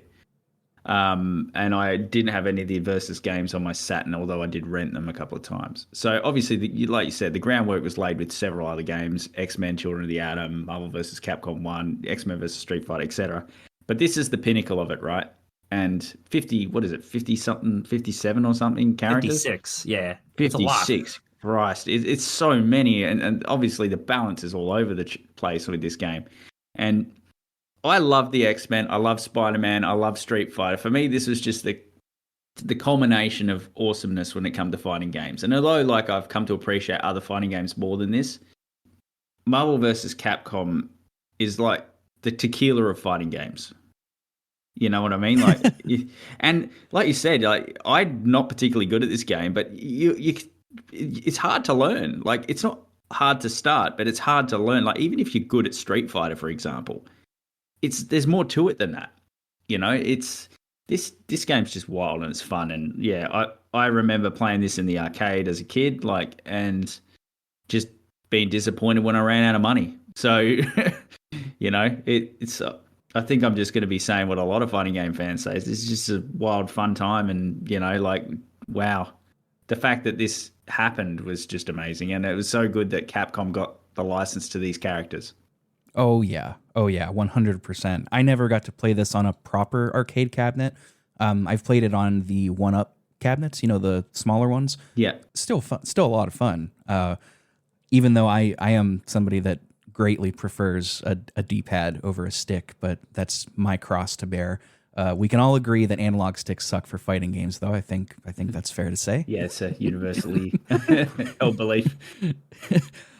Mikey, what's your history with this game? I mentioned this a little bit earlier at the start of the episode, but Marvel vs. Capcom 2, probably the first fighting game I ever played. Maybe it wasn't the first video game I played. I would play educational computer games type of things, but MVC2 was one of the earliest fun video game memories that I have. I remember going to the arcade in the back of the weird Italian restaurant in Howard Beach and playing it. And I love this. I still am a massive comic book nerd, so I loved all of the Marvel characters. My entire team, only Marvel characters. I didn't care how cool the Darkstalkers were or how cool Akuma was. I exclusively rolled with Marvel characters whenever I made a team. And because I was a kid and I couldn't go to the arcade on my own, we would only go as a family, and we would hang out at the arcade after we had dinner. And my dad and I don't really play video games. That's just not a thing that he and I do. But I have a vivid memory of a kid as me playing Marvel vs. Capcom at this arcade, and my dad goes, "Can I play?" And I'm like, "Yes, you can. But wait, we need to do this strategically." Because in the arcade, if I lost, I'd have to put more quarters in and continue. But if someone came in for player 2 and press start after putting quarters in, they immediately interrupt your computer match, and then you play versus them, and then the winner continues on. So my dad waited for 2 minutes until I was about to lose the match, then press start. So it was a free continue essentially, because after I beat my dad, I got to go back and start from the beginning of the round and retry against the computer I was going to lose against. And just that one memory stood out to me. So just like, it's cool that I got to play with my dad at the time.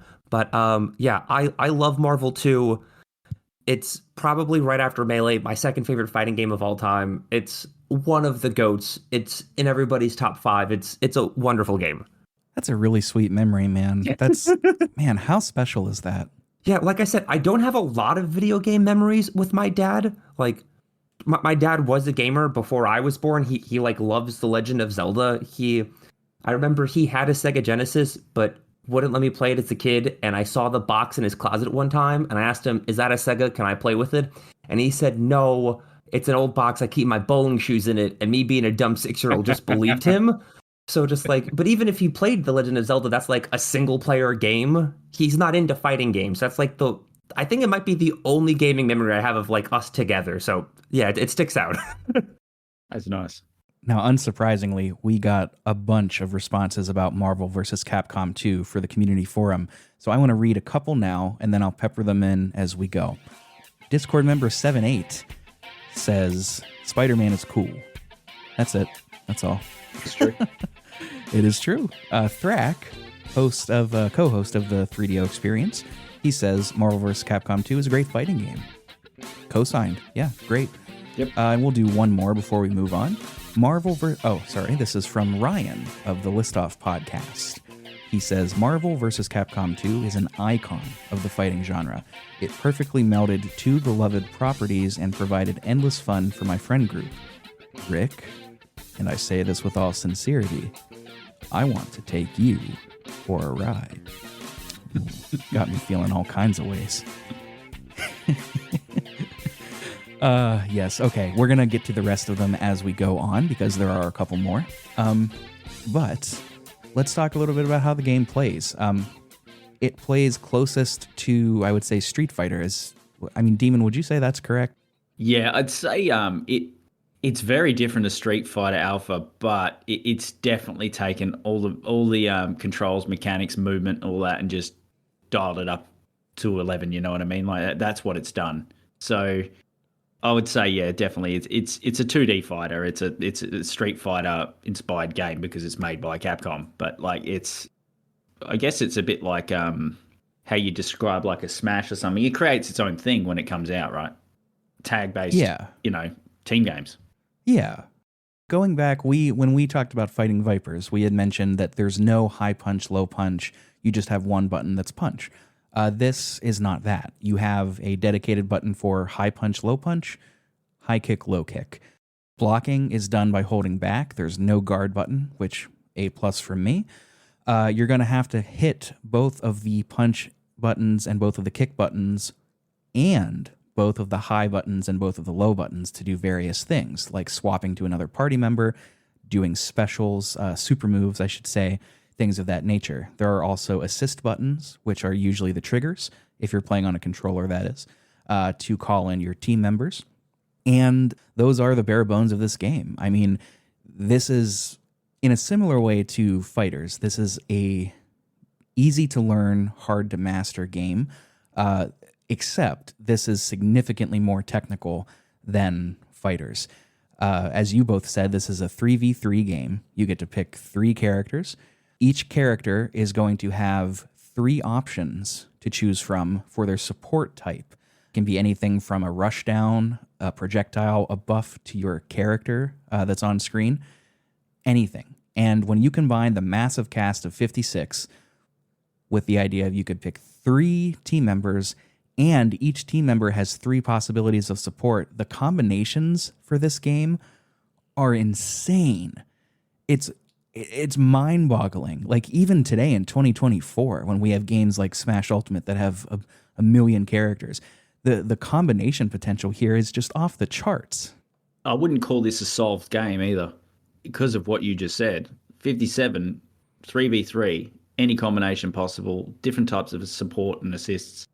And I would say people they pick characters they think are cooler and whatever, and there's a lot of characters that for many years didn't get picked.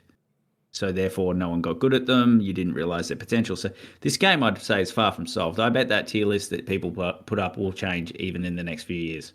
And that's one of the beautiful things about this too, is like new things are going to be discovered all the time. I mean, we see that happen with Melee and Smash in general all the time, right, Mikey? I mean, people are still learning how the game works on a very deep level. I mean, the technique of slingshotting was just discovered, in 22? Yeah. Yeah, it's nuts. It's so funny. I have people who don't competitive Smash, but they know I do. And whenever there's like a new piece of tech that gets discovered and it somehow like makes it to the front page of Reddit, or they saw it on Twitter, like it just shows up on their timeline, they'll text me and they're like, Mikey, what the fuck? This is a 22-year-old game. How is there still stuff being discovered? And I am sure if Marvel vs. Capcom was still played to the same degree that Smash was, I would be having that same conversation with people. They're like, Mikey, it's 2024. This game came out almost 25 years ago. How is there still new stuff being discovered? But with 56 characters and a team of 3, and every character having 3 different assist types, it says, I don't have the exact number, but someone on the wiki says it's over 1 million unique combinations.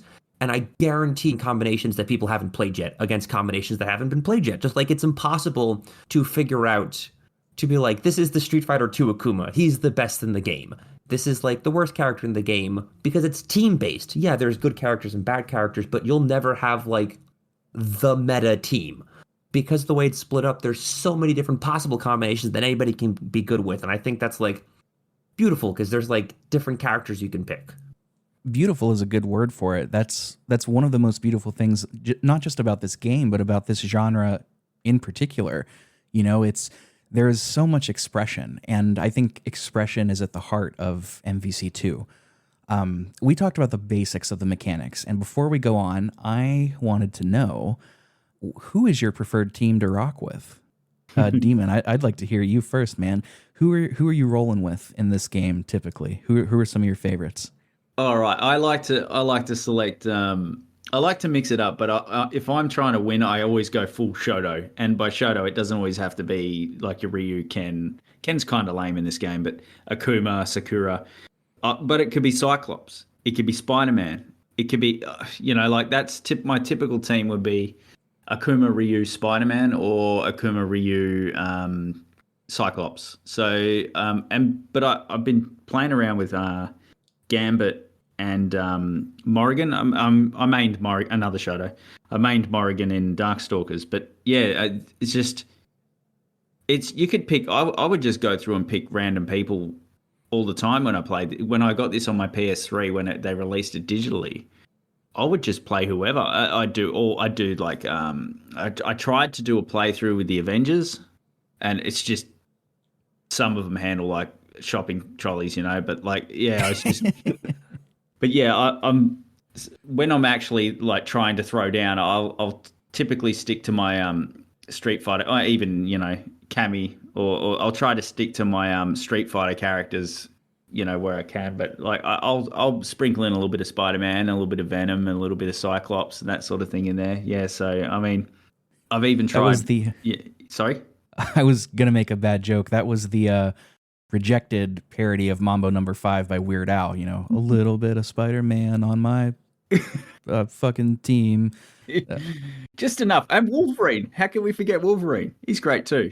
There's 2 Wolverines. Yeah, there's a two of them. Wolverine. Yeah, you could. That's a hack. And there's a Dark Sakura as well. Yes, she's got a demon. So hey. Yeah, so I mean that's my choice. I mean, who did I play? I think I played Danny from Retro Wars on Fightcade at this too, and that was basically the team we used. Or was it X-Men versus Street Fighter? It might have been that, but yeah, I'm a Shoto guy in pretty much all these 2D fighting games, I'm afraid. So no, that's awesome, man. Those are good picks. Mikey, what about you? Who are you rolling with?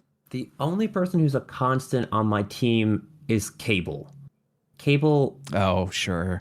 When the game came out, he was just like, he was the coolest thing in the 90s. Just like, I don't know how much either of you know about like the comic book industry in the 90s, but it was like overtaken by 2 big artists and everybody trying to copy those big artists, and like Todd McFarlane and like Rob Liefeld, their whole thing was like, we're going to make big buff guys, and they're all gonna have guns, and they're gonna have like big pockets, and they're just like gonna be extreme, and they're gonna be badass. And like 6-year-old me ate that shit up. 6-year-old me was like, yeah, Cable, he's the raddest guy. So like he had like a gun, he had a robot arm, he was always number one.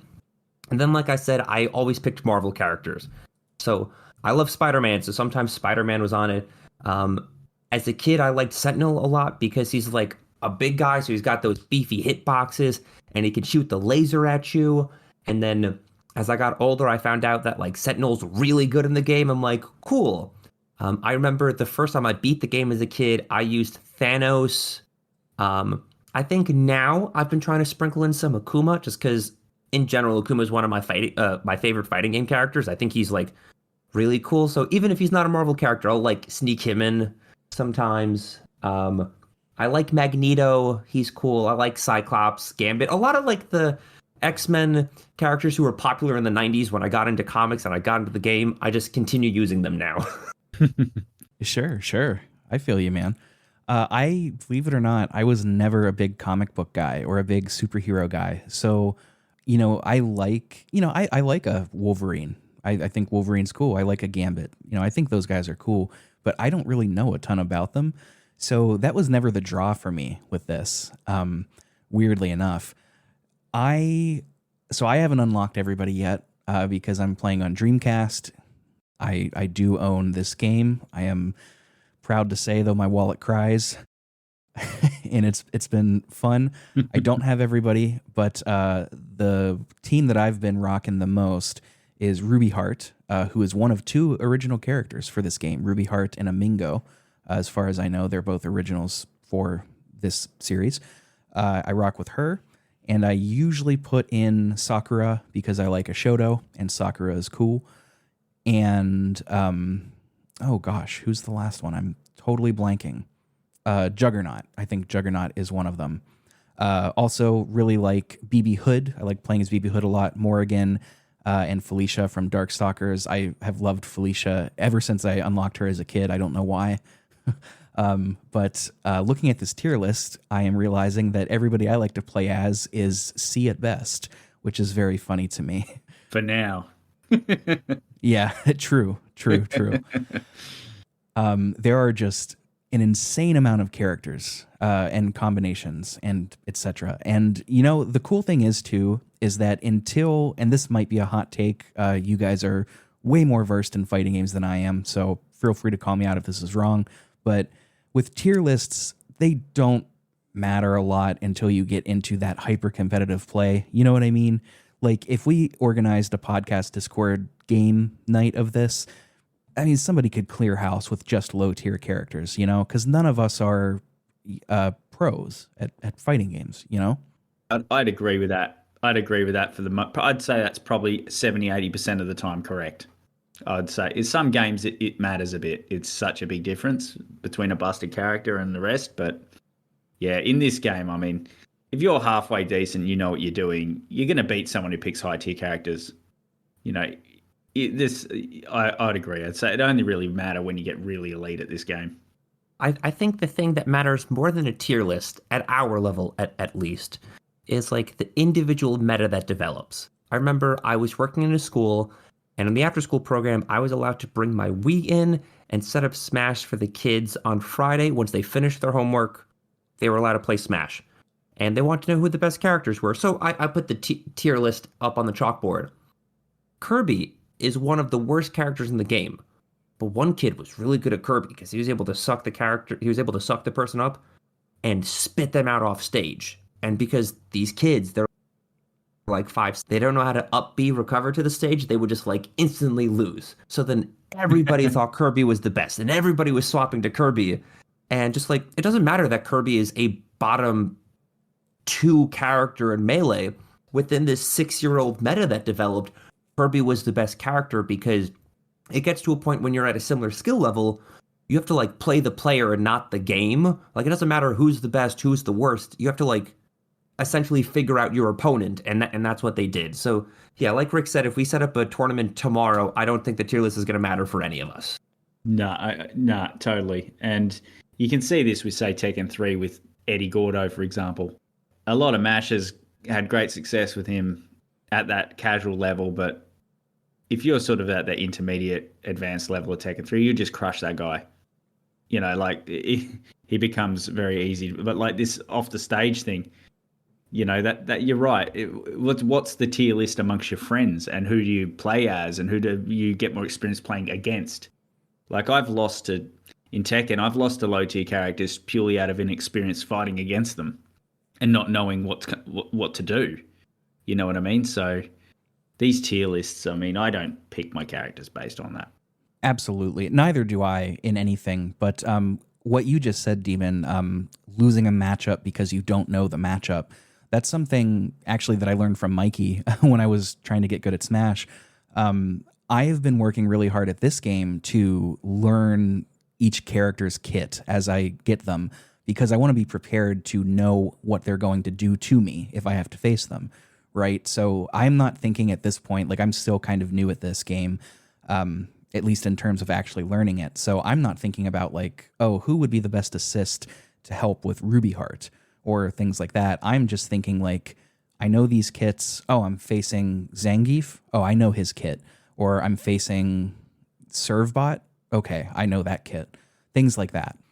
But and that's one of the most fun things to me about these games is just learning the matchups. I think it's a lot of fun. It's this weird mix of playing a video game and like studying, kind of. 100%. That I really like it. Another thing, actually, and I don't mean to get too derailed here. Something that kind of helped this click for me and helped fighting games click for me in terms of like actually learning them. They're kind of, if you really think about it and like, you know, squint your eyes a little bit, it's just really fast turn-based combat, you know? And that, I don't know what it is about that idea, but it helped me like vibe with fighting games and get decent at them. I just, you know, it's really quick turn-based, but like your opponent's going to go and then you've got to counter and then you get to go and they're going to counter. And if you do well, you get several turns in a row. It's, I don't know. Maybe I'm full of shit, but that's helping me. You're not. It's actually what I love about fighting games. You know, like I say, I don't know why I love them. I've come to understand elements of fighting games of why I do love them. And one of that is basically there's three skills in a fighting game. There's the technical skill, like the ability to actually do the moves and combos and whatnot. But then there's the actual matchups, right?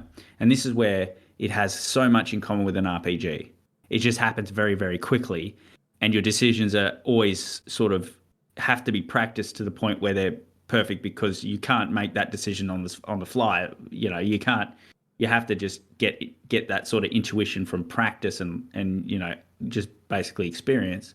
But then you got that third one where I believe Mike was sort of alluding to this with his experience with Smash. It's you've got to play the player too.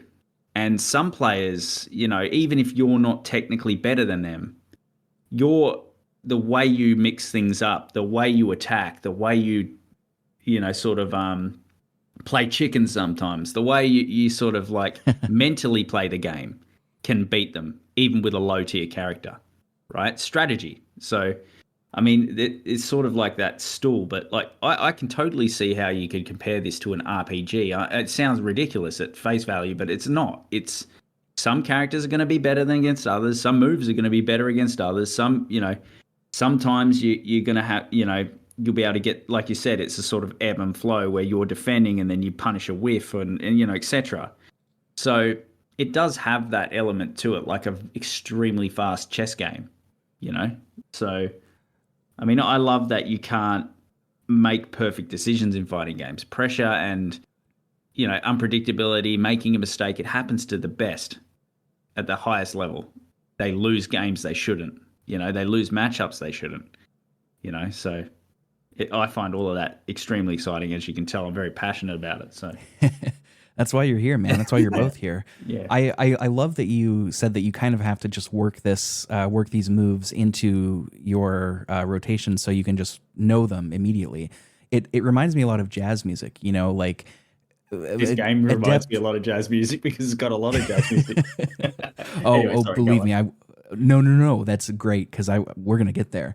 But people that are the greatest jazz improvisers that are improvising all the time, they're not just making shit up on the spot. I mean, sometimes you can, but you practice this stuff. So when you come across an altered chord, you can say, I know exactly how to navigate around this to sound good, or I know some cliche licks in case I get lost. I can pull them out to help me get back on track. It's same with fighting games. If you're playing a character with a great anti-air kit and you come up across a character that excels in the air, you got to know, okay, if they do move A, I can counter with move B, and so on and so forth.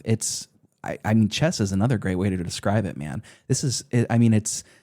You can get really deep and expressive with this kind of thing. And I have so much respect for this genre. I really do love it. And I love it more these days now that I get to talk to people like you and Mikey and everybody in the Discord that likes this kind of stuff. It's a lot of fun. I'm learning a lot and I'm having a fucking blast, dude. What were we talking about? You meant that you think it's like an RPG, and then we were just giving thoughts that, yeah, you're right, it is like an RPG. I've mentioned it quite a few times on my share. I think the biggest thing about fighting games is essentially a game of pattern recognition, and I describe it as like exploiting the weakness of like a Zelda boss or like a Dark Souls boss. You just need to like figure out like the keys, like the giveaways that your opponent has, and just when it's your turn, like you said, just exploit them. And I think a lot of people are put off by like the aggressiveness of fighting games. They're like, oh, my opponent's going to be really good, they're going to beat me. They have tells. You just have to like watch what they're doing. Like, oh, they always Hadouken when they're in the corner. So then what do you do to adapt to that and beat it? But then they're going to realize, oh, when I Hadouken in the corner, he does this. I'm now going to change my game plan. It's like constantly flowing back and forth. And so you saying it's like an RPG is like right on the money. Just like, I think it's very much the case. It becomes that I know that he knows that I do this move, so Yes. I'm not going to do this move, right? And that is exactly what that third leg of the stool is, right? If you try, it's hard to describe, but that's what that is. It's like, okay, this is the best punish for this thing, but if I do that, they know that's coming, so they can do this. So I'm going to do the third best punish because it's got a quicker startup. And this is not like, now we have all these tools like in the game itself to tell you the startup frames and whether you're safe or whether you're not. You just had to learn it from doing it when Marvel Capcom 2 came out, right? So you just had to know that, look, this game won't work most of the time, but I always do this and I need to do that. And yeah, that sort of poker style mentality of like, yeah, they have a tell. They have a thing they do when they're about to do this. Yeah, sorry to interrupt. It's just that's exactly what makes this game a mental, war. When you're actually at that really, really high level, when you got two players who don't have to think about how to do the moves, they just know when they know the matchups. That's that third thing that makes them, like excel. Oh, absolutely. And no, it's well said. No apologies necessary. Comparing it again, like you said, to poker, that's another great example. I know I'm still somebody that's trying to get out of the casual stage, so I can, at least at this point, recognize my bad habits. Like when I'm in a stuck spot, I know that I'm going to default to this, and I have to train myself to not do that. And there are many ways to do that. That could be a whole topic or whole podcast in and of itself. Just because I don't want to keep you fellas forever tonight, but there's just some more stuff to talk about with this game. We talked about the basic mechanics of how it plays with the button layouts and etc. You do have special moves. This game is very old school insofar as you don't really have a move, like a command list. You don't have a training mode like Fighting Vipers where it's going to show you how to do the combos and even demonstrate them.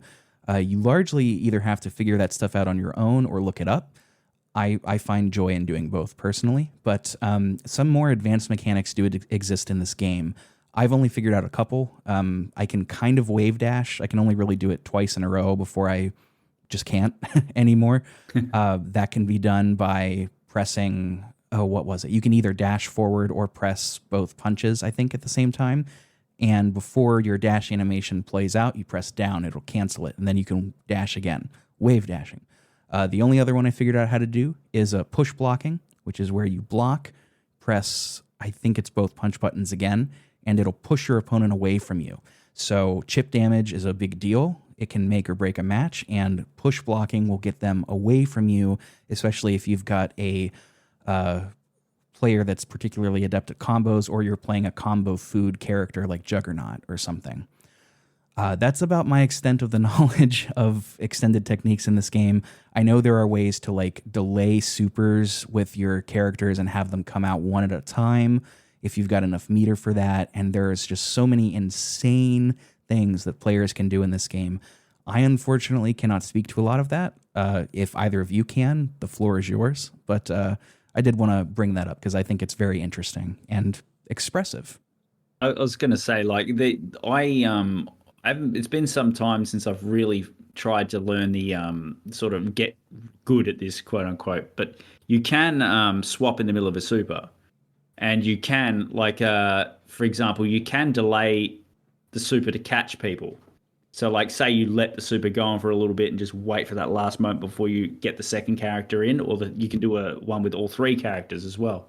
And I believe it's just doing this. It's just pressing the tag buttons while you're doing a super, right? So, or doing another super after you've started the super with a different tag button, because obviously the supers here you can do super, like I think when you've got, it's either level, you need 2 bars or 3 bars. You can do a 3 character super as well. But you can actually, in this game, it's the two like 2 attacks or 2 punches, 2 kicks when you do a like quarter circle, right? Simplified compared to like Street Fighter Alpha. But you can do that with the tag buttons as well. And you can see people deliberately do that, deliberately have an assist. And like I said, I'm not too adept at that stuff. I can wave dash and I can do the blocking and stuff. But that's where this game gets that even more complicated element to it. The extra meter that you get on top, instead, like Street Fighter, I think you get level 5 in this as well. So you can see people delay their super combos or tag other ones in to keep a combo going or to defend, So, like I said, it's been a long time since I've really focused on that sort of stuff with this game, since back when I got it on the PS3. But I don't know if Mikey, you got more about that sort of level of with the other mechanics, but yeah. I most certainly do not. Marvel 2 is exclusively a casual game for me. I started playing it when I was 6, and then I kind of just like, the arcade closed when I was like 9. I didn't play it for years, and then when I was in college, I found a cheap version at a yard sale that the guy was selling for like $20 because he didn't know how much it was worth. I'm like, fuck, okay, cool, yeah, I'm gonna buy this. So then I had it for the PS2, and I tried to play it for a bit.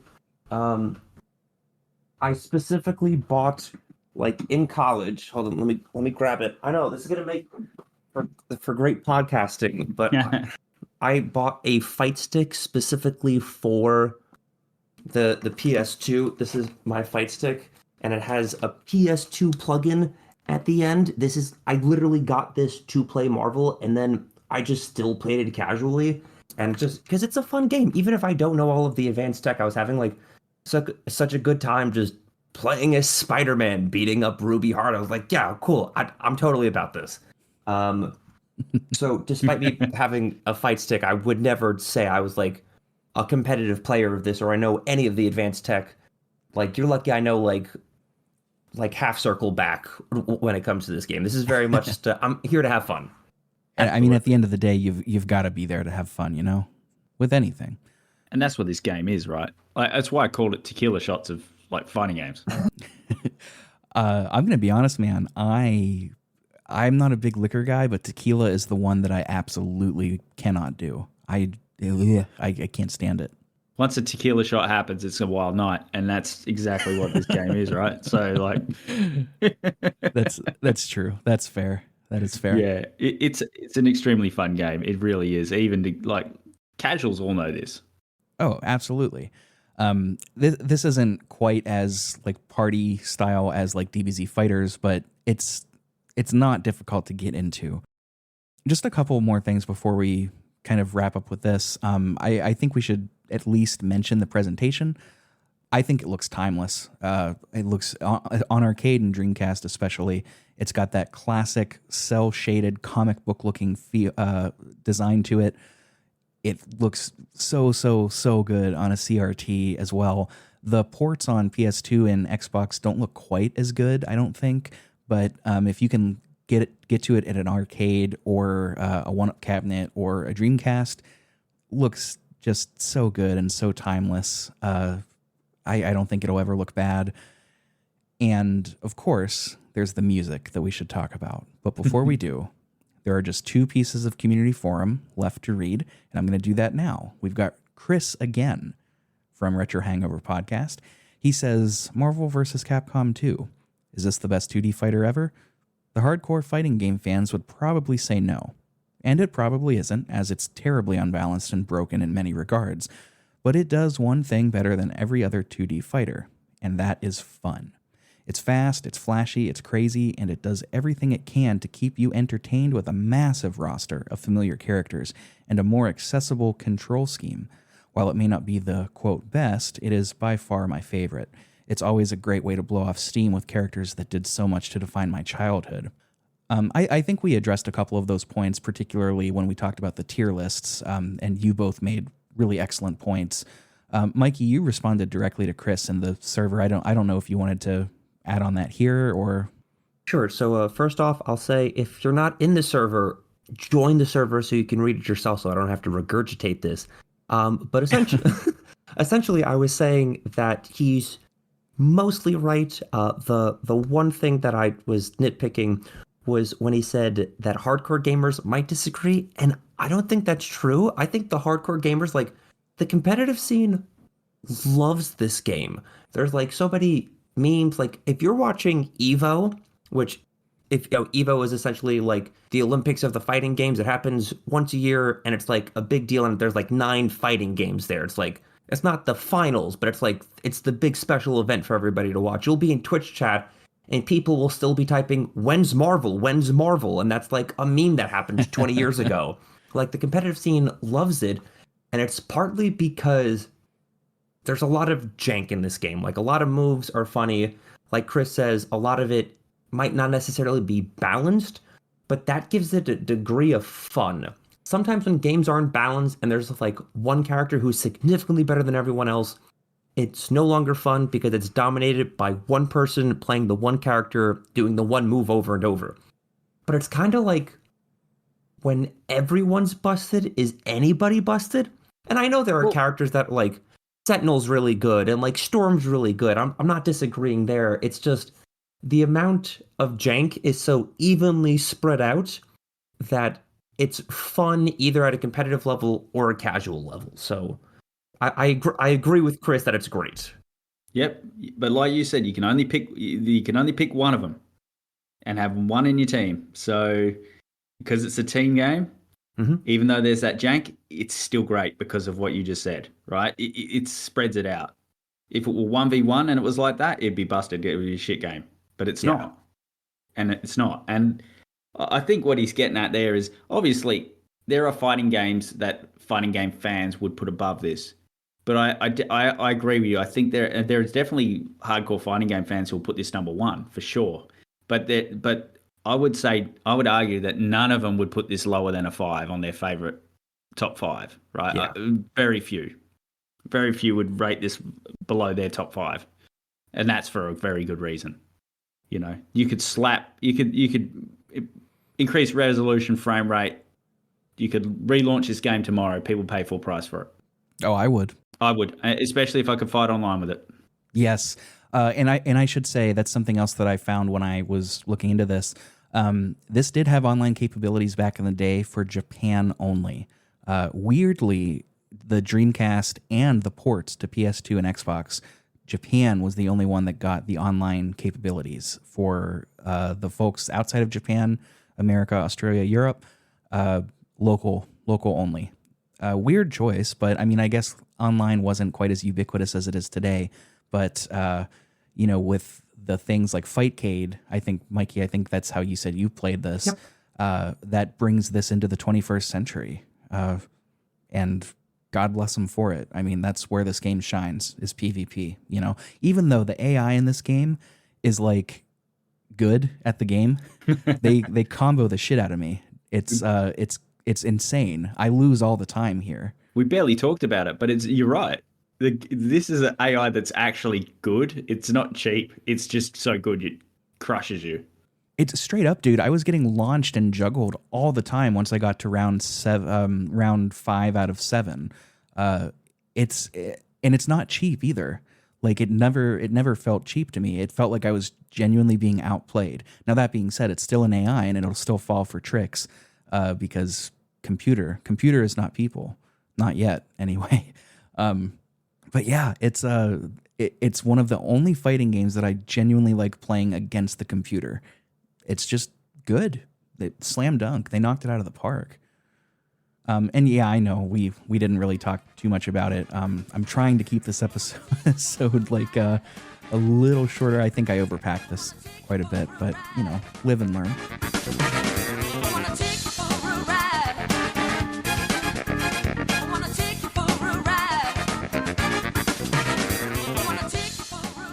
And the music, jazz.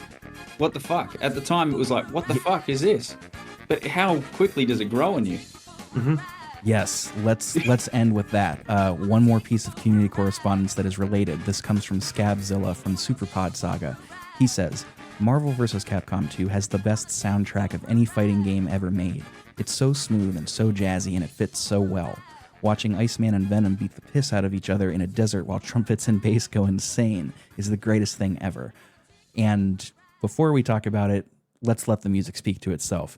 Here is the desert level that Scabzilla mentioned. It's good stuff. Let's go.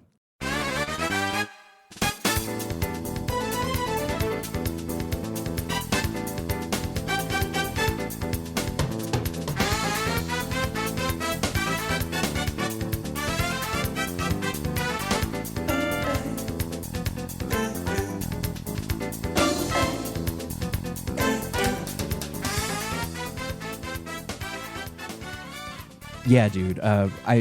Demon, since you brought it up, I'm happy to let you take the reins on this, man. But I love this soundtrack. It is one of my all-time favorites. It has so much good horn section playing, crisp articulation. I don't know. I couldn't find if this was recorded by live musicians or if it was MIDI. I'm pretty sure it had to have been live because these horn players sound like they know what they're doing. It's really, really, really good. There's great Latin jazz, Cuban jazz, some more straight ahead rock, and then of course the famous character select screen. And when they put that in Marvel vs. Capcom 3, I was like, yes, of course, you have to. But it was, I just think it was, I was like, what? When you first hear it, like, and in the arcade, like, you don't hear shit. But when you play it at home, like, it's just, here we are, 3v3, Marvel vs. Capcom, fucking Spider-Man, Venom, Doctor Doom, Jill Valentine, it's all these people, right, from fucking crazy different franchises. And then you might as well be in a cocktail bar with someone playing a piano in the corner.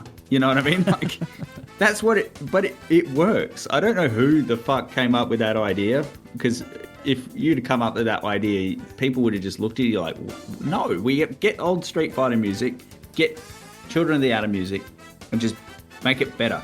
But someone's gone, nah, it's 56 characters, we're not fucking doing that. Jazz. Everywhere. You know, and it just works. It's amazing. And it grows on you. Even at first you're like, oh, this is a bit weird, but you actually come to really enjoy that playing in the background. Oh, yeah, dude. And any saxophonists listening to this, I'm going to get niche for a second. If you want to hear a great example of a crisp baritone saxophone articulation, this soundtrack is for you, man. I don't know who played the Barry on this, but they're on fire. They're just a monster. It sounds so good. Oh man, I would love to just do a whole mini episode on the music of this. It's really, really good. Did you do either of you have a favorite track from this? Oof. Yeah, my thoughts exactly. Yeah, pretty much. The characters are like screwed. No. Yeah. Actually, I'm just trying to think which stage it was. But no, it doesn't get in. it's one of those examples of music knowing its job. Do you know what I mean? Do you think it's the training? Do you think it's the training music, perhaps? I have to listen to it again, but yeah, I'm trying to think of the. It could be. It's the one where it's got some. It's got a bit of trumpet, and then it will go into like a piano sort of solo, and then it. That's basically every track. Yeah, I know, but it's it's on my head. I'll put it in the Discord once I figure it out. But yeah, I actually the iconic how the character select screen became iconic and how the music it's just nothing like any other fighting game. You know, like it's really sort of reminds me of. It even reminds me sort of Streets of Rage 4. Like what they got right about that music was very similar. Like in the later levels. You know, but that's Yuzo Koshiro, right? Yeah, I think so. Yes. But I know that came after this game. But like, it's the music being there and setting a nice like calming tone for even though it's a fighting game, but not overpowering the game. You know, like Guilty Gear kind of does. Sure. You know. Yeah, absolutely. Mikey, I'll pass it to you. I just wanted to say the desert level, actually, ironically, the one that Scabzilla mentioned, I'm a sucker for Latin jazz, Cuban jazz, that kind of stuff. So this almost sounds like it could be from a Paquito de Rivera album. I'm into it. Do you have a favorite, Mikey? It might be recency bias because you posted 2 different songs in 2 different Discords that I listened to right before recording this. One being the desert song, and I agree, that Latin jazz, I love it. I believe in the Listoff server, I think you posted the Carnival stage music. That's really good. And of course, the Take You for a Ride song, it's a classic. I modded my Melee setup to, instead of having the Melee character select screen, it's let me take you for a ride. So it's just like a weird clash, but like that's how good it is. I'm just sticking it in other fighting games now. That's incredible. Yeah, the carnival one is super good. And speaking of the character select screen that you both love, shout out to the 8-Bit Big Band and the pop soul-ish band Lawrence. They collaborated to create a big band version of that. Because it's like such a short loop, they composed the song around it, but they use that as the chorus. It's really good, and it's on the 8-Bit Big Band's newest album. And you know what? I don't think I'll get sued for this, so I'm going to go ahead and play some of it. Caught my eye. Now I've got to try to get you, baby, on my side. I want to take you for a ride. I want to take you for a ride. It's plain to see this ain't a game to me, but baby, you're my destiny. I want to take you. I want to take you for a ride.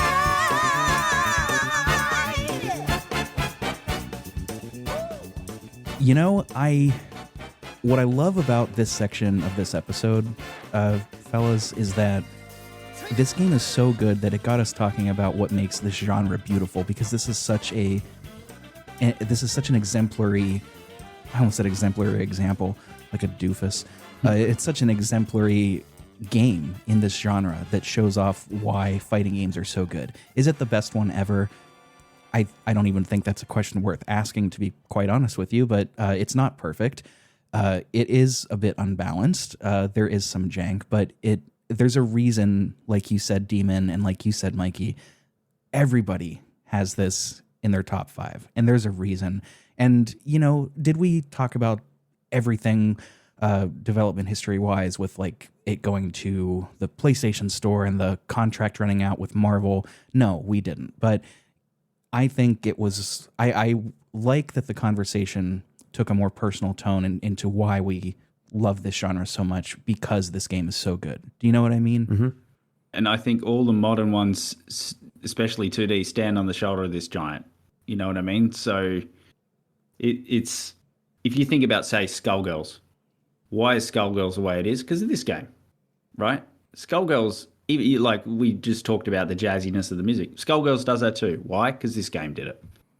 You know what I mean? Like, it's a lot of games, fighting games now, are just standing on the shoulders of this giant game. Like, and rightly so. It's amazing, and like you said, Is it the best? Is it technically perfect in every regard? No, because none of them are, right? So it's like I like Street Fighter Alpha 3 more than 2. Is it more balanced? No, it's not. It's not balanced properly. It's got a big roster. It's kind of, it's got some jank that makes it not as good as Alpha 2 competitively, but do I like it better? Yeah, I do. Just like this game. I've always got time to play this. And I think even fighting game fans from other genres, like platform fighters like Smash or 3D fighters like Tekken, can meet in the middle on this game.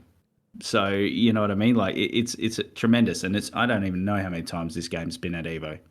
But it is like become a meme, like you said. Amen. Well said, dude. Really well said. Mikey, do you have any parting thoughts? No, I don't really have much to add. Like you said, we could have talked more about the development history of it, but then at the same time, if someone wants to know more about that, they can read the Wikipedia page for it. I also like that it took a more personal turn. I was excited to hear your history and your thoughts on it, and Demon's thoughts about it, because I can't read that on Wikipedia, So so I'm very happy with how the episode turned out, and I'm glad that everybody loves Marvel 2 so much. Yeah, can I just speak for all of us and say that we all recommend this game? Yes. Yeah. Cool. Fellas, I am so happy that you decided to join me and lend your expertise in this genre.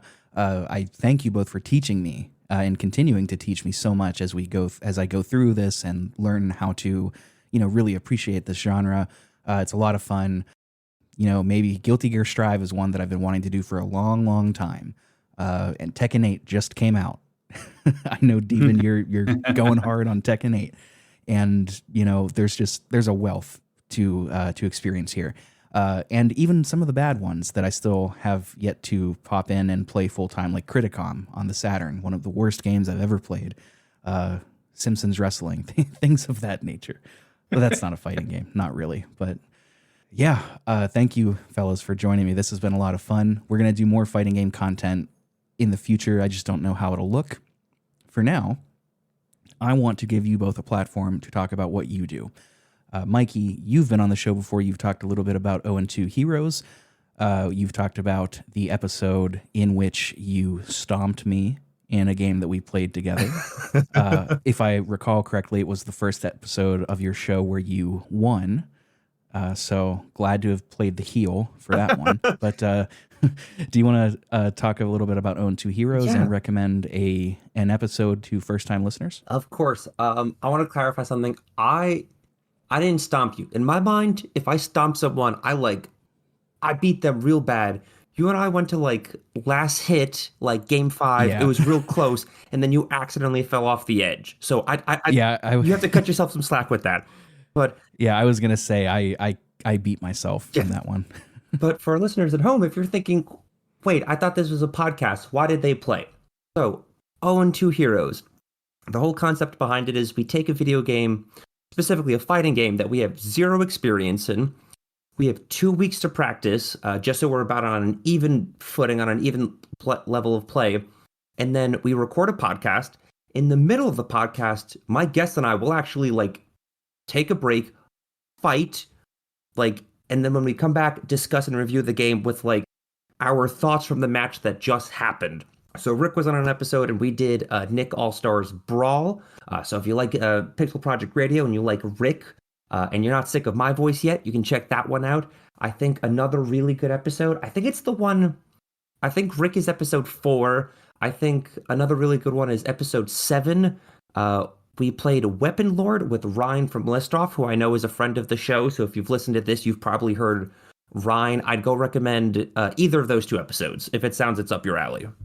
Absolutely, man. I like the show quite a bit. I hope this isn't making things awkward, but have you two talked about doing something on your show? No, we have. I would though. Yeah, I listen to your show now. Yeah. I was about to say, I listen to your show too. And it took me such a long time to find your show because I kept spelling Command List with a C. And I'm like, there's no podcast called Command List. Probably got a heap of computer programming shit as well. Speaking of, Demon, you are on the podcast Command List. And you have not been on the show before. So I would really love if you could tell my listeners about what you do, where they can find you, and an episode that you think would be good for them to start with. So we're Command List. I do the show with my brother. We're probably pump out an episode probably once a month. Yeah, and we just talk fighting games, all sorts of stuff. We don't always talk about a specific game, but we've got a bit of a tournament where we're pitting characters against each other from different fighting games. We've got we actually need to get around to doing the final of that at some point. And yeah, if I was to recommend an episode, I'd probably recommend one of the favorite ones, like a favorite Mortal Kombat games or favorite Tekken game. And another really funny, good one we did was Mortal Kombat 4. I enjoyed that one. That was fun. Oh, man. Way more than I enjoyed the game. What a beautiful disaster that game is. Yeah, and look, it's an interesting game that I feel is unfairly treated at times, but I'm not going as far as to say it's good. That's fair. But yeah. Yeah, dude, I'm a big fan of both of your shows. I really like the stuff that you do, and again, I'm really happy that you guys came on. It's been such a pleasure. Folks listening, if you want more fighting game content, these are the shows to check out. Command List with a K and an L, list. It's not not quite as difficult for that word. Command List with a K and 0-2 Heroes, 0-2 Heroes. Both great. Great. Check it out. Look them up on the socials. Do what you got to do. For us, of course, you can find everything in the description, and you'll find links to their stuff as well, I should say. You can find our socials online, links to the Discord, so you can join in on the fun talking about this. You can hear Demon's favorite track when he gets around to putting it in there, because it's the training stage. I was looking at the stages, sorry. Oh, okay. Yeah. I thought it might be. That's like one of the only ones that's a little laid back, Yeah, I love how chill it is, but yeah, sorry to interrupt. No, dude, you're good. You can check out the episode description. You can find where to find us online. Our Patreon, you could go there if you like what we do. Ratings and reviews, we've got a couple more in. I'm not gonna, or wait, what am I talking about? We had a couple more on a previous episode. You want to help out the show? That's the best way to do it, outside of telling somebody about it and sharing it. We would love that. And shout out to the YouTube community. The show is on YouTube now because they let us upload an RSS link. I don't know how it happened, but the Blair Witch episode has taken off. It's almost at 1,000 listens at this point, which is more than any episode through traditional podcasting means. That's crazy to me. So if you're listening on YouTube, hey, thanks. But from me, that's about all I've got. Thank you for sticking around. This went a little longer. I did overpack this episode. That's my mistake. I tend to do that a lot here. But once again, Mikey from 0-2 Heroes and Raging Demon from Command List, I thank you both for joining me. Wouldn't have been the same without you. So thank you. Absolutely welcome. Thank you so much for having me on. I can't believe you keep inviting me back. You both have an open invitation, as far as thanks. I'm concerned. Well, the ride has been taken. I have been taken on a ride. We have all been taken on a ride, but like all good rides, this one must come to an end, and that end is now. I am, as always, your host, Rick. Thank you for listening. You can catch us next time.